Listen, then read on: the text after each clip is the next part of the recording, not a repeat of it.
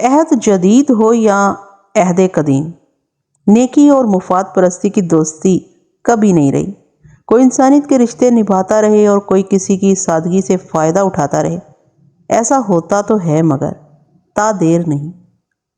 مگر اس غلطی کا احساس ہونے تک زندگی میں بہت سے تغیرات رونما ہو چکے ہوتے ہیں۔ یہاں بھی نیکی کچھ یوں گلے پڑی کہ پھانسی کے پھندے تک لے گئی، لیکن ایسے میں بیگ صاحب کسی فرشتے کے مانند حاضر تھے، کبھی ہمدردی اور کبھی مدد کی لاٹھی سے ہانکنے والے ایک سود خور کا احوال۔ السلام علیکم، میرا نام ہے سعدیہ اور آپ دیکھ رہے ہیں صادق لائبریری۔ مرزا امجد بیگ صاحب کی ڈائری سے کال دلچسپ کیس آپ کے لیے لے کر آئی ہوں۔ امید کرتی ہوں یہ بھی آپ کو کافی پسند آئے گا۔ آپ سب کے لائک کمنٹ کرنے کا بہت بہت شکریہ۔ اس کے ساتھ ساتھ آپ لوگوں سے درخواست یہ کرنی ہے کہ میرے چینل پر تاوان ناول چل رہا ہے جس کے مصنف ہیں طاہر جاوید مغل صاحب، جو پذیرائی اور محبت آپ ملک صفدر حیات صاحب کی کہانیوں کو اور مرزا امجد بیگ صاحب کی کہانیوں کو دیتے ہیں اس کو بھی دیجیے۔ یقین کریے آپ مایوس نہیں ہوں گے، کہانی بہت ہی دلچسپ اور بہت ہی نشیب و افراد سے پر ہے۔ آئیے آغاز کرتے ہیں اس کیس کا۔ میں آفس جانے کی تیاری کر رہا تھا کہ معین صاحب کا فون آ گیا۔ معین اختر ایک سرکاری محکمے میں چیف اکاؤنٹنٹ تھے۔ محکمے کا ذکر کرنا مناسب نہیں ہوگا، بس اتنا ہی ذہن میں رکھیں کہ معین صاحب سے میری خاصی پرانی یاد اللہ تھی۔ رسیور میں مانوس آواز سن کر میں نے کہا، ہلو معین صاحب، کیسے ہیں آپ؟ معین صاحب، اتنی صبح کیسے یاد کر لیا؟ کوئی خاص بات؟ بات تو خاص ہی ہے بیگ صاحب، میرے ایک کولیگ کسی مصیبت میں گرفتار ہو گئے ہیں، اس لیے آپ کو فون کیا ہے۔ گویا ان کی مصیبت کا تعلق کسی قانونی معاملے سے ہے۔ میں نے کہا، میں غلط تو نہیں سمجھ رہا نا؟ نہیں بیگ صاحب، آپ بالکل ٹھیک سمجھ رہے ہیں، وہ تائیدی انداز میں بولے، اور اسے اس مصیبت سے چھٹکارا پانے کے لیے قانونی مدد کی ضرورت ہے۔ مصیبت کی نوعیت کیا ہے؟ میں نے پوچھا۔ معین صاحب نے جواب دیا، اعجاز صاحب پر قتل کا الزام عائد کیا گیا ہے۔ اوہو، اعجاز صاحب یعنی آپ کے دوست اس وقت ہے کہاں؟ میرا مطلب ہے وہ پولیس کسٹڈی میں ہے یا جیل کی دیواروں کے پیچھے؟ وہ اس وقت پولیس کی تحویل میں ہے، معین صاحب نے بتایا۔ انہیں گزشتہ رات ان کی رہائش گاہ سے گرفتار کیا گیا ہے۔ عین ممکن ہے آج اعجاز صاحب کو عدالت میں پیش کر کے پولیس ریمانڈ حاصل کرنے کی کوشش کرے۔ جی ہاں، یہ عین ممکن ہے، میں نے کہا۔ اگر اعجاز صاحب کو پچھلی رات گرفتار کیا گیا ہے تو آج انہیں یقیناً عدالت میں پیش کیا جائے گا۔ میں نے اسی لیے آپ کو صبح صبح زحمت دی ہے کہ آپ آج دن میں کسی وقت ملزم کی بیوی سے ملاقات کر لیں۔ بیگ صاحب، یہ کیس آپ ہی کو ہینڈل کرنا ہے۔ ٹھیک ہے، آپ نے کہا ہے تو میں انکار نہیں کر سکتا۔ اس کیس کے حوالے سے آپ کو اور بھی جو کچھ معلوم ہے وہ مجھے بتا دیں۔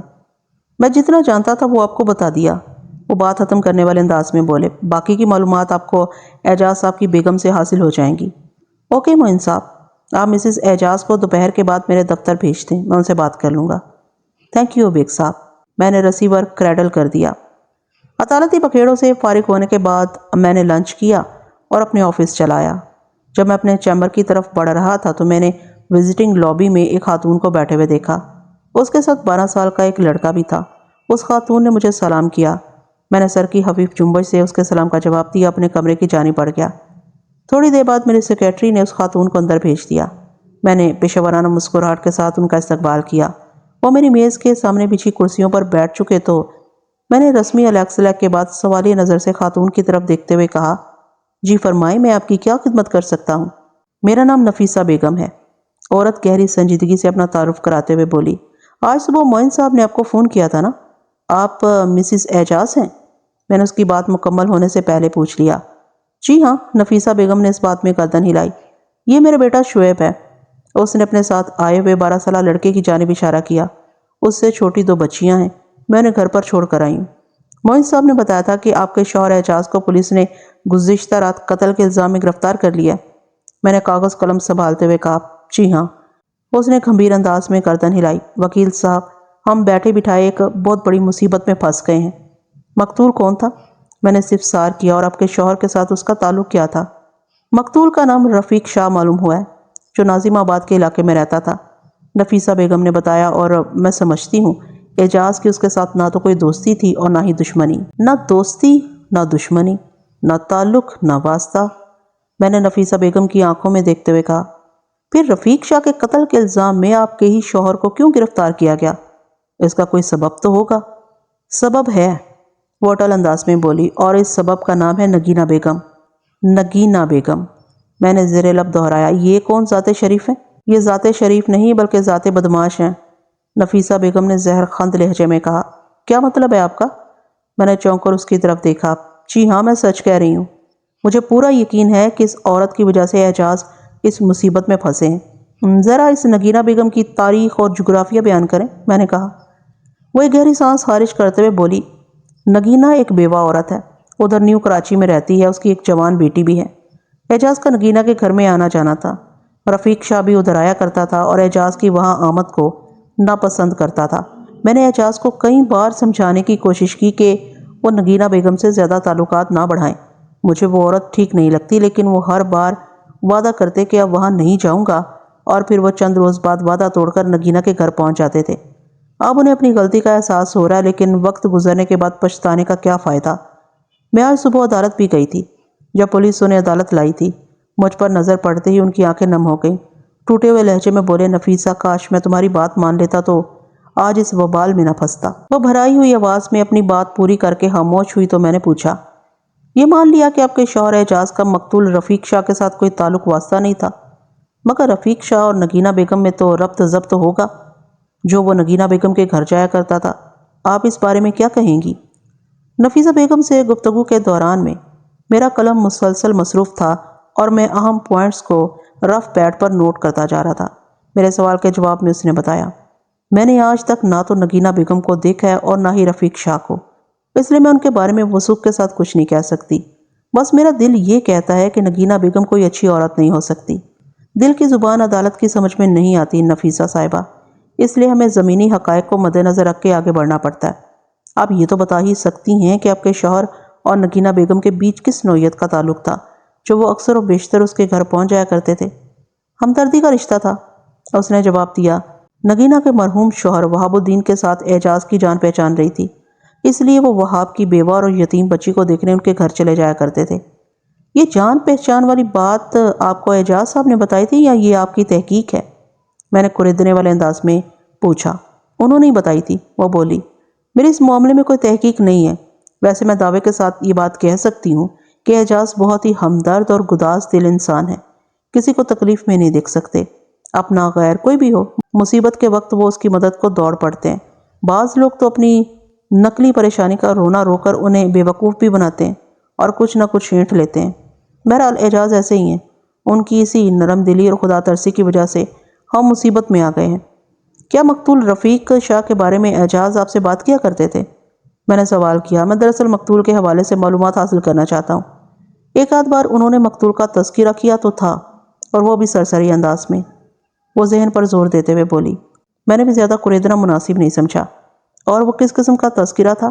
اور یہی کہ رفیق شاہ کی وجہ سے نگینہ بہت پریشان ہے، نفیسہ بیگم نے بتایا۔ وہ بدذات نگینہ کے لیے درد سر بنا ہوا ہے۔ نفیسہ بیگم، اعجاز نے مقتول کے لیے بدذات کے الفاظ استعمال کیے تھے، اور آپ کا دل یہ بھی کہتا ہے کہ نگینہ بیگم کوئی اچھی عورت نہیں، اس کے باوجود بھی آپ نے اپنے شوہر کو اس پھڈے والی جگہ پر جانے سے نہیں روکا، کیوں؟ میں نے انہیں روکنے اور سمجھانے کی کوشش کی تھی، چند دن کے لیے وہ باز آ جاتے تھے، پھر یہ سلسلہ شروع ہو جاتا تھا۔ اگر آپ نے سختی برتی ہوتی تو شاید یہ سلسلہ رک جاتا۔ آپ ٹھیک کہتے ہیں وکیل صاحب، وہ سر کو اسباتی جنبش دیتے ہوئے بولی۔ واقعی میں نے سختی نہیں کی تھی، اور اس کی بھی ایک خاص وجہ تھی۔ کیسی وجہ؟ میں نے چونک کر اسے دیکھا۔ مجھے اعجاز پر اندھا اعتماد ہے، وہ بڑے فخر سے بولی، اس لیے بھی ان پر کبھی سختی نہیں کرتی۔ وہ اپنی انسان دوستی اور خدائی فوجداری کے جذبے کے باعث اکثر و بیشتر مشکلات میں پڑتے رہتے ہیں اور ان مشکلات سے نکل بھی آتے ہیں، لیکن میں نے کبھی سوچا بھی نہیں تھا کہ ایک دن وہ قتل کے مقدمے میں پھنس جائیں گے۔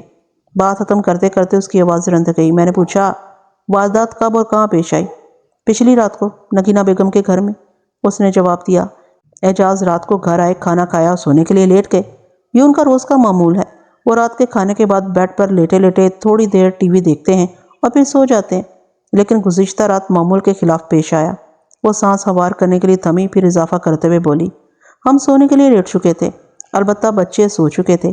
آدھی رات کے وقت پہلے ہمارے گھر کی اطلاعی گھنٹی بجی، پھر بڑے طوفانی انداز میں دروازہ تھڑتھڑایا جانے لگا۔ یہ بڑی عجیب و غریب صورتحال تھی، لگتا تھا باہر بھونچال آ گیا ہو۔ اعجاز افراتفری میں اٹھے اور انہوں نے جیسے ہی دروازہ کھولا، 3 پولیس والے گھر کے اندر گھس آئے۔ पुलिस वालों ने सिर्फ एक ही सवाल किया, एजाज हुसैन कौन है? एजाज ने जवाब दिया, मैं हूँ एजाज हुसैन। पुलिस वालों ने उन्हें फौरन गिरफ्तार कर लिया। फिर उन्होंने गाड़ी की तलाशी ली और गाड़ी के डैशबोर्ड में से एक रिवॉल्वर भी बरामद कर लिया। पुलिस वालों का दावा है कि रफ़ीक शाह को उसी रिवॉल्वर से कत्ल किया गया है। उन्होंने मज़कूरा रिवॉल्वर को कब्जे में किया और एजाज को गिरफ्तार करके अपने साथ ले गए। क्या वो रिवॉल्वर एजाज की ज़ाती मलकियत था या? मैंने एक फौरी ख्याल के तहत सवाल किया। जी हाँ, पुलिस ने गाड़ी के डैशबोर्ड में से जो रिवॉल्वर बरामद किया वो एजाज का ज़ाती रिवॉल्वर था। उसने इस बात में जवाब दिया, एजाज के पास उस असलहे का लाइसेंस भी है। जब पुलिस वाले एजाज को गिरफ्तार करके अपने साथ ले जा रहे थे तो आपने उनसे कोई सवाल नहीं किया था? मैंने पूछा। मैं तो उनसे सैकड़ों सवालात करना चाहती थी, वो बेबसी से बोली, लेकिन उन्होंने मुझे इसका मौका ही नहीं दिया। मैंने इसरार किया, उन्होंने कुछ तो कहा होगा।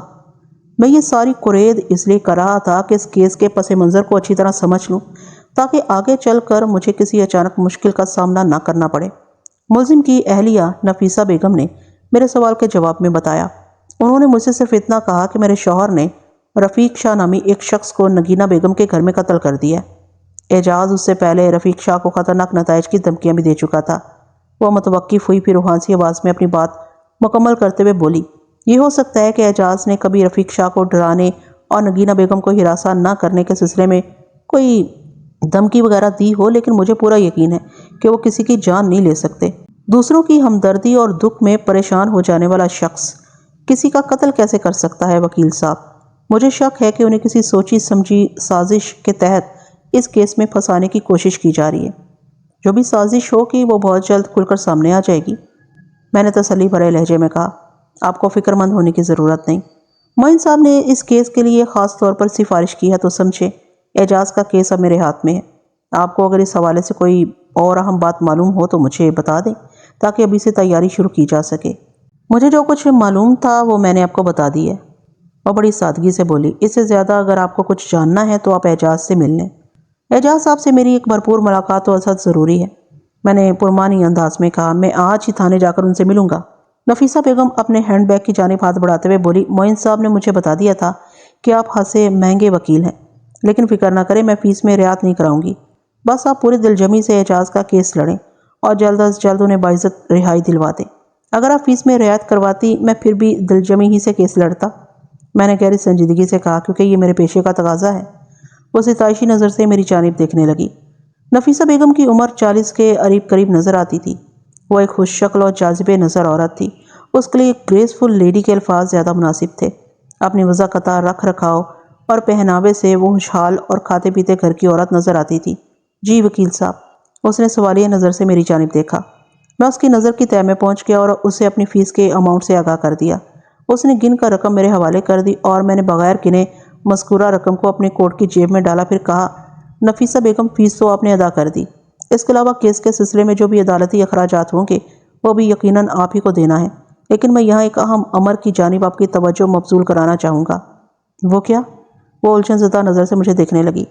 मैंने कहा, आइंदा पेशी पर रिमांड की मुद्दत पूरी हो जाने के बाद पुलिस इस केस का चालान अदालत में पेश कर देगी।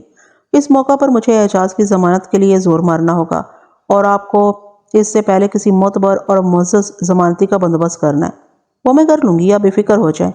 वो बड़े एतमाद से बोली और मैं वाकई बेफिक्र हो गया। आइंदा 5 मिनट के अंदर मैंने नफीसा बेगम को फ़ीस की वसूली की रसीद बनाकर दे दी। उसने रसीद को बगौर देखा और उसमें दर्ज अमाउंट के फिगर को दोहराते हुए बोली, आपकी निगाह तो बहुत तेज़ है वकील साहब। निगाह को तेज़ रखना पड़ता है, मैंने मानी ख्याज अंदाज में कहा, वरना कोर्ट में दाल नहीं गलती।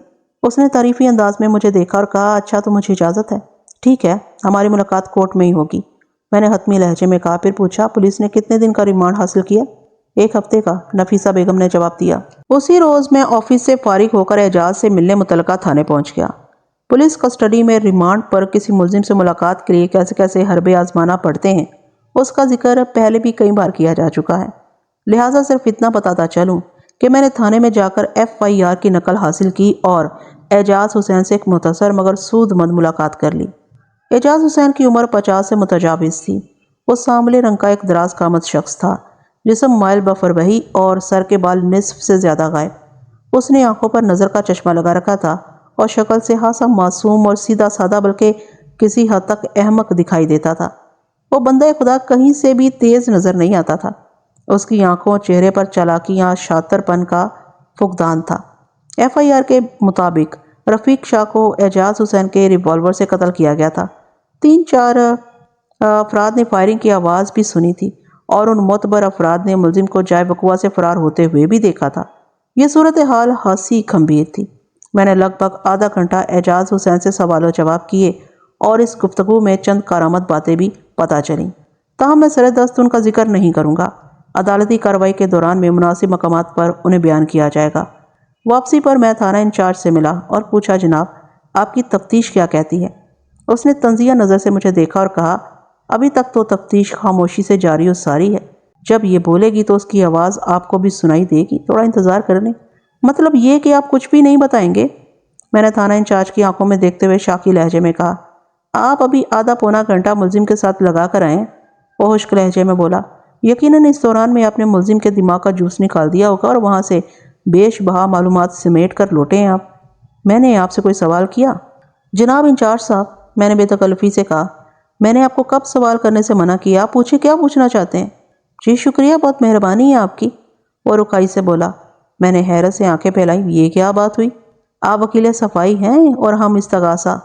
وہ ٹھہرے ہوئے لہجے میں بولا، دریا کے دو ایسے کنارے جو پہلو بہ پہلو چلتے دکھائی دیتے ہیں مگر کبھی آپس میں مل نہیں سکتے، اس لیے وہ اپنے سامنے میز پر رکھی ہوئی چیزوں کے ساتھ مصروف ہو گیا اور بیزار کن انداز میں بولا، آپ جا کر اپنا کام کریں اور ہمیں ہمارا کام کرنے دیں۔ جب تفتیش مکمل ہوگی تو اس کیس کا چالان عدالت میں پیش کر دیا جائے گا، پھر ساری صورتحال خود بخود آپ کے سامنے آ جائے گی۔ میں اس بدلحاظ اور کھرے تھانے دار کے پاس سے اٹھا اور گاڑی میں بیٹھ کر اپنے گھر کی طرف روانہ ہو گیا۔ آئندہ چند روز مختلف نوعیت کی بھاگ دوڑ میں گزر گئے۔ پولیس اپنی کسٹڈی میں آئے ہوئے ملزم اعجاز حسین سے تفتیش کرتی رہی اور میں اپنے موکل اعجاز حسین سے حاصل ہونے والی معلومات کی روشنی میں اپنی سوچ اور سورس کے گھوڑے دوڑا کر کیس کی تیاری میں مصروف تھا۔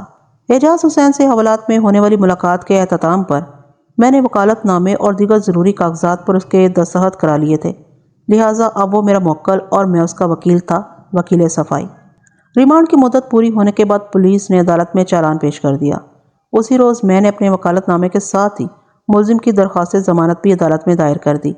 نفیسہ بیگم نے اپنے شوہر کے لیے شخصی ضمانت کا انتظام کیا تھا اور ضمانتی شخصیت اس وقت عدالت کے کمرے میں موجود تھی۔ میں اس شخص کو اچھی طرح جانتا تھا، وہ کوئی اور نہیں بلکہ معین اختر صاحب تھے، چیف اکاؤنٹنٹ معین اختر۔ عدالت کی کارروائی کا آغاز ہوا اور میں نے ملزم کی ضمانت کے حق میں بولنا شروع کیا۔ جناب عالی، میرا موکل اس معاشرے کا ایک معزز شخص ہے، اسے ایک سوچی سمجھی سازش کے تحت قتل کے اس مقدمے میں پھنسانے کی کوشش کی گئی ہے۔ میں ملزم کے محکمے کے اندر سے اور اس کے محلے میں سے درجن بھر ایسے افراد عدالت میں پیش کر سکتا ہوں جو اس کے نیک چلن ہونے اور ایمانداری کی گواہی دیں گے، اور سب سے بڑی مثال تو معین اختر ہی ہیں جو ملزم کی ضمانت کے لیے اس وقت عدالت کے کمرے میں موجود ہیں۔ اگر یہ کوئی چوری ڈکیتی یا خرد برد کا کیس ہوتا تو ملزم کی ایمانداری کو زیر بحث لایا جا سکتا تھا، وکیل استغاثہ نے زہریلے لہجے میں کہا، لیکن یہ تو قتل کا مقدمہ ہے، ایک قیمتی انسانی جان گئی ہے، لہٰذا ملزم کی ضمانت منظور کرنا انصاف کے اصولوں کے منافی ہوگا۔ اس میں کسی شک و شبے کی گنجائش نہیں کہ ایک انسان موت سے ہمکنار ہوا ہے، میں نے معتدل انداز میں کہا، لیکن مقتول کی موت میں میرے موکل کا کوئی ہاتھ نہیں، وہ اس معاشرے کا ایک معزز فرد ہے اور اس کا پولیس ریکارڈ بالکل صاف ہے، اس لیے معزز عدالت سے میری استدعا ہے کہ وہ میرے موکل کی درخواست ضمانت کو منظور کرتے ہوئے اسے شخصی ضمانت پر رہا کر دے تاکہ انصاف کے تقاضے پورے ہو سکیں۔ انصاف کے تقاضے تو اس وقت پورے ہوں گے جب معزز عدالت ملزم کی درخواست ضمانت کو رد کر دے گی۔ وکیل استغاثہ نے درخواست ضمانت کے خلاف دلائل دیتے ہوئے کہا، اگر کسی شخص کا پولیس ریکارڈ صاف ہو تو اس کا یہ مطلب ہرگز نہیں لیا جا سکتا کہ وہ زندگی میں کبھی کوئی جرم نہیں کرے گا۔ کسی بھی انسان کا پولیس ریکارڈ کسی بھی وقت داغدار ہو سکتا ہے۔ میں وقت آنے پر یہ ثابت کر سکتا ہوں کہ میرے موکل کو ایک سوچی سمجھی اسکیم کے تحت اس کیس میں ملوث کرنے کی کوشش کی گئی ہے۔ میں نے درست لہجے میں کہا، آپ کو اپنے موکل کی بے گناہی ثابت کرنے سے کس نے روکا ہے میرے فاضل دوست؟ وکیل استغاثہ نے میری جانب دیکھتے ہوئے استہزائی انداز میں کہا، ابھی تو اس مقدمے کی عدالتی ابتدا ہوئی ہے، آپ کو اپنے جوہر آزمانے کا پورا موقع دیا جائے گا، آپ دل چھوٹا نہ کریں۔ اس نے لمحاتی توقف کر کے گہری سانس لی، پھر روئے سخن جج کی جانب موڑتے ہوئے بولا، جناب علی، مقتول رفیق شاہ کو ملزم کے ریوالور سے موت کے گھاٹ اتارا گیا ہے۔ اس واردات کے وقت جائے وقوع پر ملزم کی موجودگی بھی ثابت شدہ ہے۔ استغاثہ کے پاس نصف درجن ایسے گواہ ہیں جنہیں معزز اور معتبر ہونے کا اعزاز حاصل ہے۔ انہوں نے جائے واردات پر فائرنگ کی آواز سنی تھی اور ملزم کو افراتفری کے عالم میں وہاں سے فرار ہوتے دیکھا تھا۔ علاوہ ازیں اس تقاضا ایسے گواہوں کو بھی عدالت کے سامنے لائے گا جو اس حقیقت سے واقف ہیں کہ ملزم نے مقتول کو کئی بار سنگین نتائج کی دھمکیاں بھی دی تھیں۔ لہٰذا میں عدالت سے پرزور اپیل کرتا ہوں کہ ملزم کی درخواست ضمانت کو نامنظور کرتے ہوئے اس کیس کو آگے بڑھا دیا جائے۔ That's all your owner. جج نے ملزم کی ضمانت کی درخواست کو رد کرتے ہوئے 15 روز بعد کی تاریخ دے کر عدالت برخاست کرنے کا اعلان کر دیا۔ The court is ایڈجرنڈ۔ نفیسہ بیگم کو اگرچہ درخواست ضمانت کے رد ہونے سے دھچکا سا لگا تھا، لیکن معین صاحب نے اسے حالات کی نزاکت اور واقعات کی حقیقت سے بڑی اچھی طرح آگاہ کر دیا تھا۔ وہ اس وضاحت کے بعد خاصی مطمئن ہو گئی تھی۔ آگے بڑھنے سے پہلے میں پوسٹ مارٹم اور میڈیکل ایگزامینر کی رپورٹس کا ذکر کرتا چلوں۔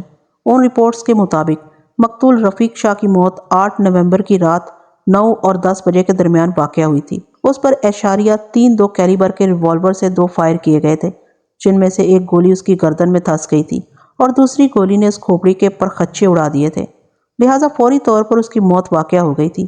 یہ اتنا اچانک اور مہلک وار تھا کہ مقتول رفیق شاہ کو چیخنے چلانے یا تڑپنے کا موقع ہی نہیں ملا اور وہ جائے واردات پر ہی دم توڑ گیا۔ آئندہ پیشی 15 روز بعد تھی اور میں ان 15 دنوں کو بڑی مہارت کے ساتھ استعمال میں لانا چاہتا تھا۔ دیگر نوعیت کی بھاگ دوڑ کے علاوہ میں نے ایک رسکی اسٹیپ بھی لیا۔ ایک روز میں دفتر سے فارغ ہونے کے بعد نگینہ بیگم سے ملنے چلا گیا۔ نگینہ بیگم کی رہائش نیو کراچی کے علاقے میں تھی۔ میں نے اعجاز حسین سے اس کے گھر کا ایڈریس اچھی طرح سمجھ لیا۔ وہ لگ بھگ 130 گز کا ایک متوسط سا مکان تھا۔ اس زمانے میں آج کل کی طرح نیو کراچی ابھی اتنا آباد نہیں ہوا تھا۔ نگینہ کا گھر بھی نیو کراچی کے اس حصے میں تھا جس کی تعمیر کو 3-4 سال سے زیادہ کا عرصہ نہیں گزرا تھا۔ نگینہ کا گھر ڈھونڈنے میں مجھے کسی دقت کا سامنا نہیں ہوا تھا۔ میں نے اطلاعی گھنٹی بجائی اور ایک طرف ہٹ کر کھڑا ہو گیا۔ اس وقت رات کے 9 بج رہے تھے۔ یہ جاتے ہوئے نومبر کی تاریخیں تھیں۔ دن تو ابھی تک گرم ہی چل رہا تھا، البتہ رات میں فضا خوشگوار ہنکی سے بھر جاتی تھی۔ اسے ٹھنڈ نہیں کہا جا سکتا تھا، یہ بڑا سہانا سما تھا۔ چند لمحات کے بعد دروازہ کھلا اور ایک نوجوان لڑکی نے باہر جھانکا۔ اس نے سوالیہ نظر سے مجھے دیکھ کر پوچھا، جی آپ کو کس سے ملنا ہے؟ لڑکی کی عمر 20-22 سال سے زیادہ نہیں تھی۔ وہ ایک خوبصورت اور پرکشش لڑکی تھی۔ میرے ذہن میں خیال ابھرا کہ وہ نگینہ کی بیٹی فوزیہ ہوگی۔ میں نے زیر لب مسکراتے ہوئے جواب دیا، مجھے نگینہ سے ملنا ہے۔ کیا یہ انہی کا گھر ہے؟ جی گھر تو انہی کا ہے، لیکن امی اس وقت گھر پر نہیں ہے۔ وہ گلی میں ادھر ادھر دیکھتے ہوئے بولی، آپ کون ہیں اور امی سے آپ کو کیا کام ہے؟ بولنے پر وہ ہنسی باتونی اور شوق ثابت ہوئی۔ میں نے ٹھہرے ہوئے لہجے میں کہا، آپ مجھے نہیں جانتی لیکن میں آپ کو جانتا ہوں۔ آپ فوزیہ ہو نا؟ کمال ہے، آپ مجھے جانتے ہیں؟ اس نے حیرت بھرے انداز میں آنکھیں گھمائی۔ آپ کون ہیں؟ آپ کا نام کیا ہے؟ میرا نام مرزا امجد بیگ ہے، میں نے ایک لفظ پر زور دیتے ہوئے کہا، اور میں ایڈوکیٹ ہوں۔ ایڈوکیٹ یعنی وکیل؟ اس نے قدرے بلند آواز میں کہا، امی نے کہیں آپ کو کسی مشورے کے لیے تو نہیں بلایا؟ آج کل ہم ایک مصیبت میں پھنسے ہوئے ہیں۔ آپ کی امی نے خود تو مجھے نہیں بلایا، البتہ میں آپ لوگوں کی مصیبت کے بارے میں سن کر ہی حاضر ہوا ہوں۔ میں نے موقع محل کی مناسبت سے دروغگوئی کا سہارا لیتے ہوئے کہا، آپ کی امی کب تک واپس آئیں گی؟ میرا خیال ہے وہ واپس آنے ہی والی ہیں۔ اس نے ایک مرتبہ پھر گلی میں دور تک جھانکا، وہ کافی دیر سے گئی ہوئی ہیں۔ تو ٹھیک ہے، میں نے مڑتے ہوئے کہا، میں اپنی گاڑی میں بیٹھ کر ان کی واپسی کا انتظار کر لیتا ہوں۔ ارے نہیں وکیل صاحب، وہ جلدی سے بولی، آپ باہر کیوں بیٹھیں گے؟ امی آتی ہی ہوں گی، آپ اندر ڈرائنگ روم میں آ جائیں۔ میں فوزی کے ساتھ ڈرائنگ روم میں پہنچ گیا۔ وہ ایک اوسط درجے کا ڈرائنگ روم تھا۔ اس نے مجھے ایک صوفے پر بٹھایا اور بولی، آپ امی کا انتظار کریں، میں آپ کے لیے چائے بنا کر لاتی ہوں۔ اس سے پہلے کہ میں اسے منع کرتا، وہ ڈرائنگ روم سے نکل گئی۔ وہ فرنیچر اور وہاں موجود دیگر اشیاء نہ تو بہت زیادہ قیمتی تھیں اور نہ ہی گئی گزری۔ انہیں مناسب اور متناسب کہا جا سکتا تھا۔ تھوڑی ہی دیر کے بعد فوزیہ چائے کے ساتھ واپس آ گئی۔ ٹرے میں چائے کے ساتھ بسکٹ بھی تھے۔ اس نے یہ دونوں چیزیں میرے سامنے میز پر سجا دیں۔ پھر ہمارے درمیان گفتگو کا سلسلہ چل نکلا۔ میں نے پوچھا، آپ کی امی کہاں گئی ہیں؟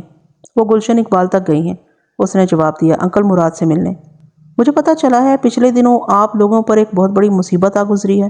میں نے چائے کی چسکی لیتے ہوئے کہا، گزری کہاں ہے وکیل صاحب؟ آپ نے اپنا نام کیا بتایا تھا؟ وہ بولتے بولتے مجھ سے پوچھ بیٹھی۔ جو لوگ بہت زیادہ باتونی ہوتے ہیں ان کی یادداشت اکثر گڑبڑ کر جاتی ہے۔ میں نے بھی فوزیہ کے اسی وصف کو ذہن میں رکھتے ہوئے اسے گھسنے کا فیصلہ کیا تھا۔ وہ ہنسی شوخ و شنگ اور کانفیڈنٹ لڑکی تھی۔ میرا نام مرزا امجد بیگ ہے۔ میں نے اپنا تعارف دہرایا۔ کیا میں آپ کو صرف بیگ صاحب کہہ سکتی ہوں؟ کیوں نہیں؟ میں زیر لب مسکرایا۔ اکثر لوگ مجھے بیگ صاحب کہہ کر ہی پکارتے ہیں۔ بیگ صاحب تو میں آپ کو بتا رہی تھی کہ آپ نے جس مصیبت کا ذکر کیا ہے نا، ابھی گزری کہاں ہے؟ وہ بڑی رسان سے بولی، پولیس نے ہمیں بہت تنگ کر رکھا ہے، آپ کسی طرح ہمیں اس جھنجھٹ سے نکال دیں۔ آپ ایسا کر سکتے ہیں نا؟ کیوں نہیں؟ میں نے بڑے اعتماد سے کہا۔ میں اسی لیے تو آپ کی امی سے ملنے آیا ہوں۔ جب تک مجھے حالات کی تفصیل معلوم نہیں ہوگی میں کوئی لائے عمل تیار نہیں کر سکوں گا۔ آپ کی امی تو ابھی گھر میں موجود نہیں ہیں۔ جب تک آپ ہی مجھے اس معاملے سے آگاہ کریں۔ میں نے سنا ہے کہ اس گھر میں کسی کا قتل ہو گیا تھا۔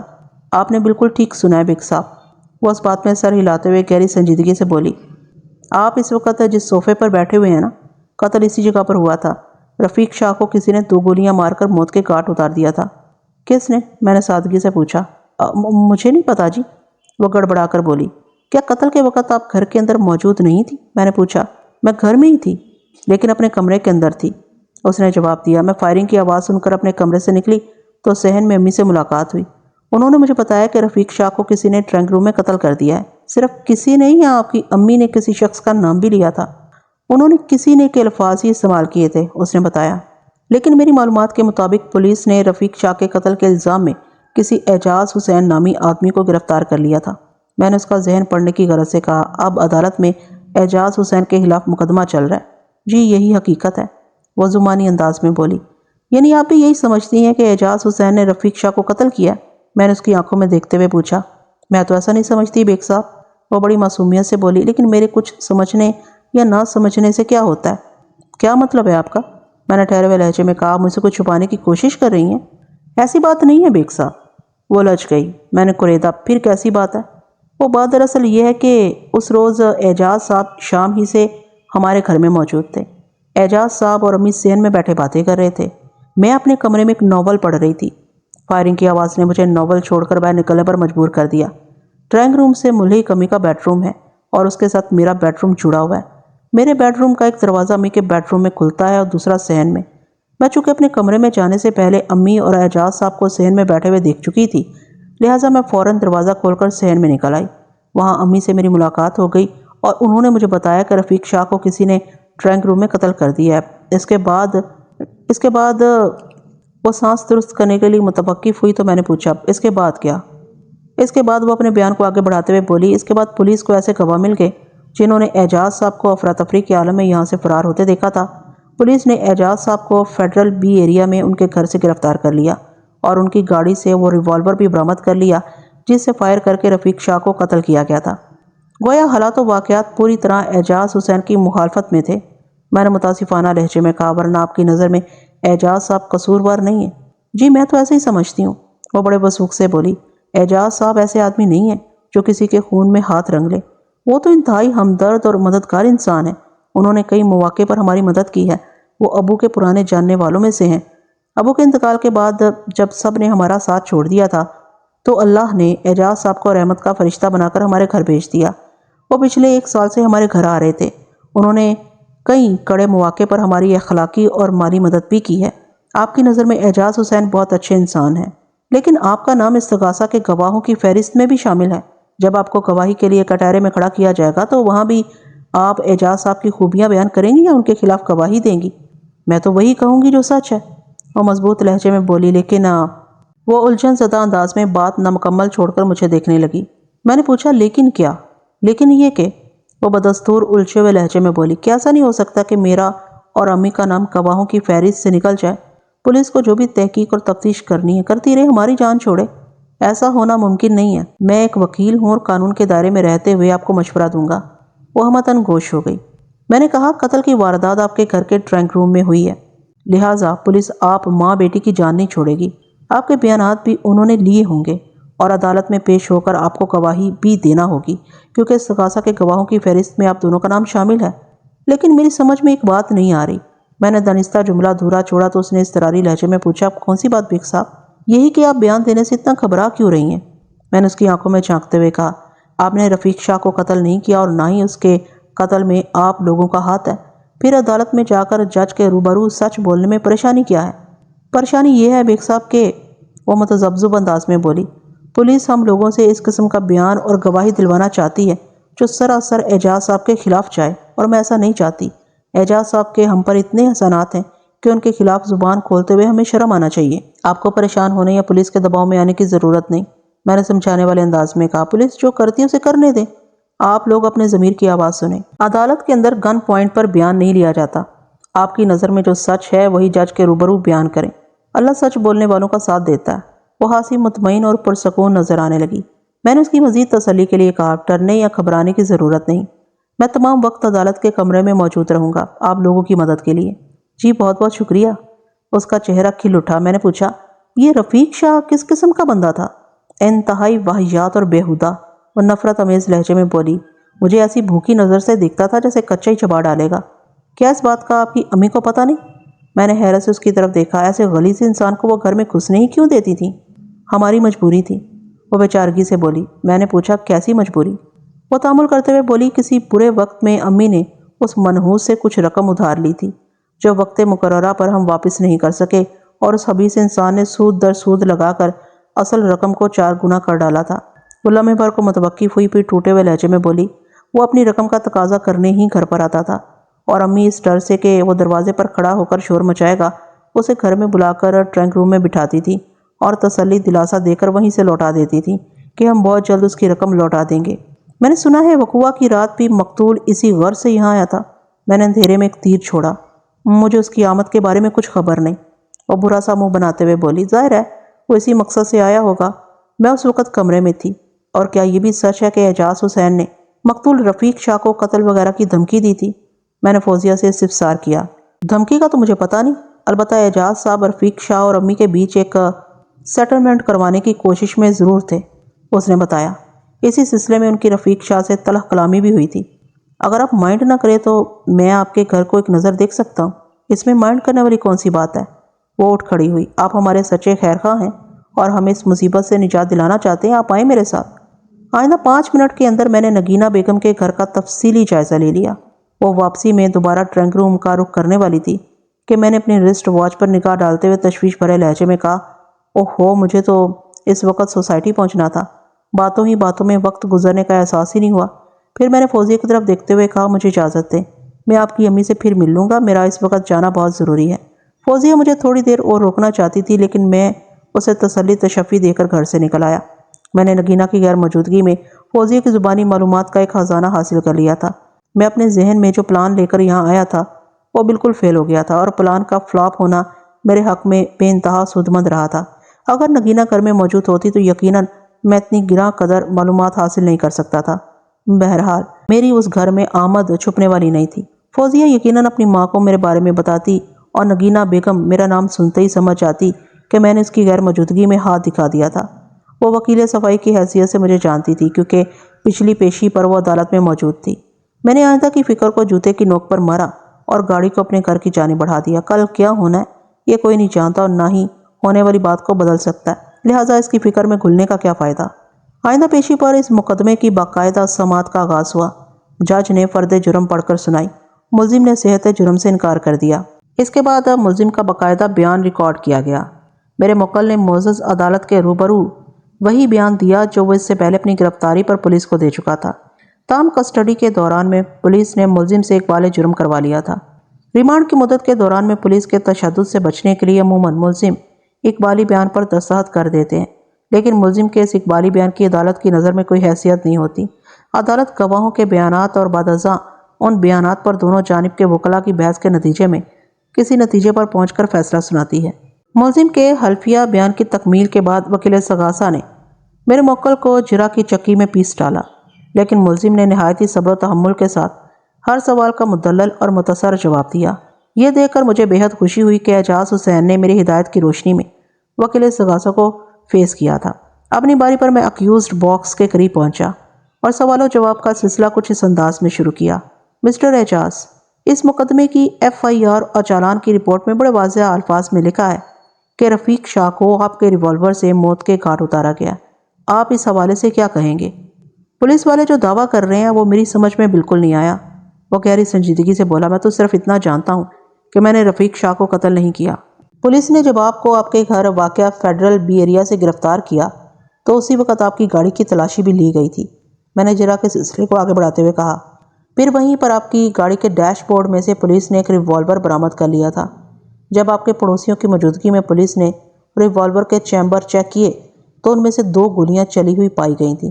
پوسٹ مارٹم کی رپورٹ سے یہ بات ثابت ہو چکی ہے کہ مقتول رفیق شاہ کی موت آپ کے ریوالور سے چلنے والی گولیوں ہی سے واقع ہوئی ہے۔ آپ اس بارے میں کیا کہتے ہیں؟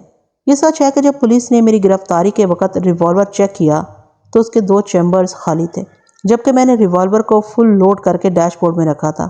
وہ الجھن زدہ لہجے میں بولا، مجھے شک ہے کہ یہ ساری گڑبڑ پولیس والوں نے خود ہی کی ہے۔ مسٹر اعجاز اپنی یادداشت کو پکاریں، میں نے ٹھہرے ہوئے لہجے میں کہا، اور معزز عدالت کو بتائیں کہ وقوعہ کی رات نگینہ بیگم کے گھر پر کیا حالات پیش آئے تھے۔ یہ 8 نومبر کا واقعہ ہے۔ میں اس وقت نگینہ بیگم کے گھر میں موجود تھا۔ رات کے 9 بجے ہوں گے یا 5-10 منٹ اوپر۔ میں اور نگینہ بیگم گھر کے صحن میں بیٹھے باتیں کر رہے تھے۔ نگینہ کی بیٹی فوزیہ اپنے کمرے کے اندر تھی۔ اچانک اطلاعی گھنٹی بجی۔ نگینہ اٹھ کر کھڑی ہو گئی۔ میں جا کر دیکھتی ہوں، یہ کہہ کر وہ گھر کے بیرونی دروازے کی جانب بڑھ گئی۔ تھوڑی دیر کے بعد وہ واپس آئی اور بتایا، رفیق شاہ آیا ہے۔ میں نے کہا، تم ادھر ہی رکو، میں جا کر اسے بات کرتا ہوں۔ کیا وہ باہر دروازے پر ہے؟ نہیں، میں نے اسے ڈرائنگ روم میں بٹھایا ہے۔ میں تو کہتا ہوں اس شیطان کو تم نے ہی سر چڑھایا ہے، میں نے اٹھ کر کھڑے ہوتے ہوئے کہا۔ ایسے لوگوں کو گھر کے اندر گھسانے کی کیا ضرورت ہے؟ اب تو میں نے اسے اندر بلا لیا ہے۔ کوئی بات نہیں، اگر ڈرائنگ روم میں بٹھائی دیا تو میں اسے سمجھانے کی کوشش کرتا ہوں، میں نے کہا۔ اگر وہ انسان کی اولاد ہوا تو بات اس کی عقل میں آ جائے گی۔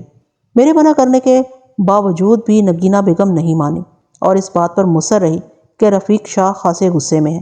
میں خود ہی اسے جا کر ٹھنڈا کرتی ہوں۔ مجھے نگینہ کے اس رویے پر بہت افسوس ہوا۔ میں اس عورت کو سود خور رفیق شاہ کے چنگل سے آزاد کرانے کی کوشش کر رہا تھا اور وہ اس معاملے میں مجھے نظر انداز کر کے رفیق شاہ کی خوشامد کرنے چلی گئی تھی۔ میرا موڈ خراب ہو گیا تھا، لہٰذا میں نے فوراً وہاں سے جانے کا فیصلہ کر لیا۔ میں نے ابھی صحن عبور ہی کیا تھا کہ یہ کے بعد دیگرے 2 گولیاں چلنے کی آواز ابھری۔ اس اچانک فائرنگ نے مجھے چونکا دیا، کیونکہ فائرنگ کی آواز گھر کے اندر یا بیرونی حصے سے آتی سنائی دی تھی۔ میں یہ دیکھنے کے لیے باہر کی طرف لپکا کہ کہیں اس سود خور شیطان نے نگینہ بیگم ہی کا کام تمام تو نہیں کر دیا۔ گھر کے صحن سے ڈرائنگ روم تک جانے کے 2 راستے ہیں۔ ایک تو ڈرائنگ روم کا صحن میں کھلنے والا دروازہ ہے جو اندر سے بند تھا، دوسرا راستہ اختیار کرنے کے لیے ایک بیڈ روم میں سے گزرنا پڑتا ہے۔ یہ نگینہ بیگم کا بیڈ روم ہے۔ میں اسی راستے کی جانب لپکا اور میں نے جیسے ہی مذکورہ بیڈ روم میں قدم رکھا، سامنے سے نگینہ بیگم آتی دکھائی دی۔ وہ ڈرائنگ روم کے اندرونی دروازے سے نکل کر بیڈ روم میں داخل ہوئی تھی۔ وہ بے حد حواس باختہ اور گھبرائی ہوئی لگ رہی تھی۔ میں نے اضطراری لہجے میں پوچھا کہ کیا ہوا؟ یہ فائرنگ کی آواز کیسی تھی؟ کسی نے رفیق شاہ کو قتل کر دیا؟ وہ بکھرے ہوئے لہجے میں بولی۔ کس نے؟ بے ساختہ میری زبان سے نکلا۔ مجھے پتہ نہیں، وہ لرزتی ہوئی آواز میں بولی۔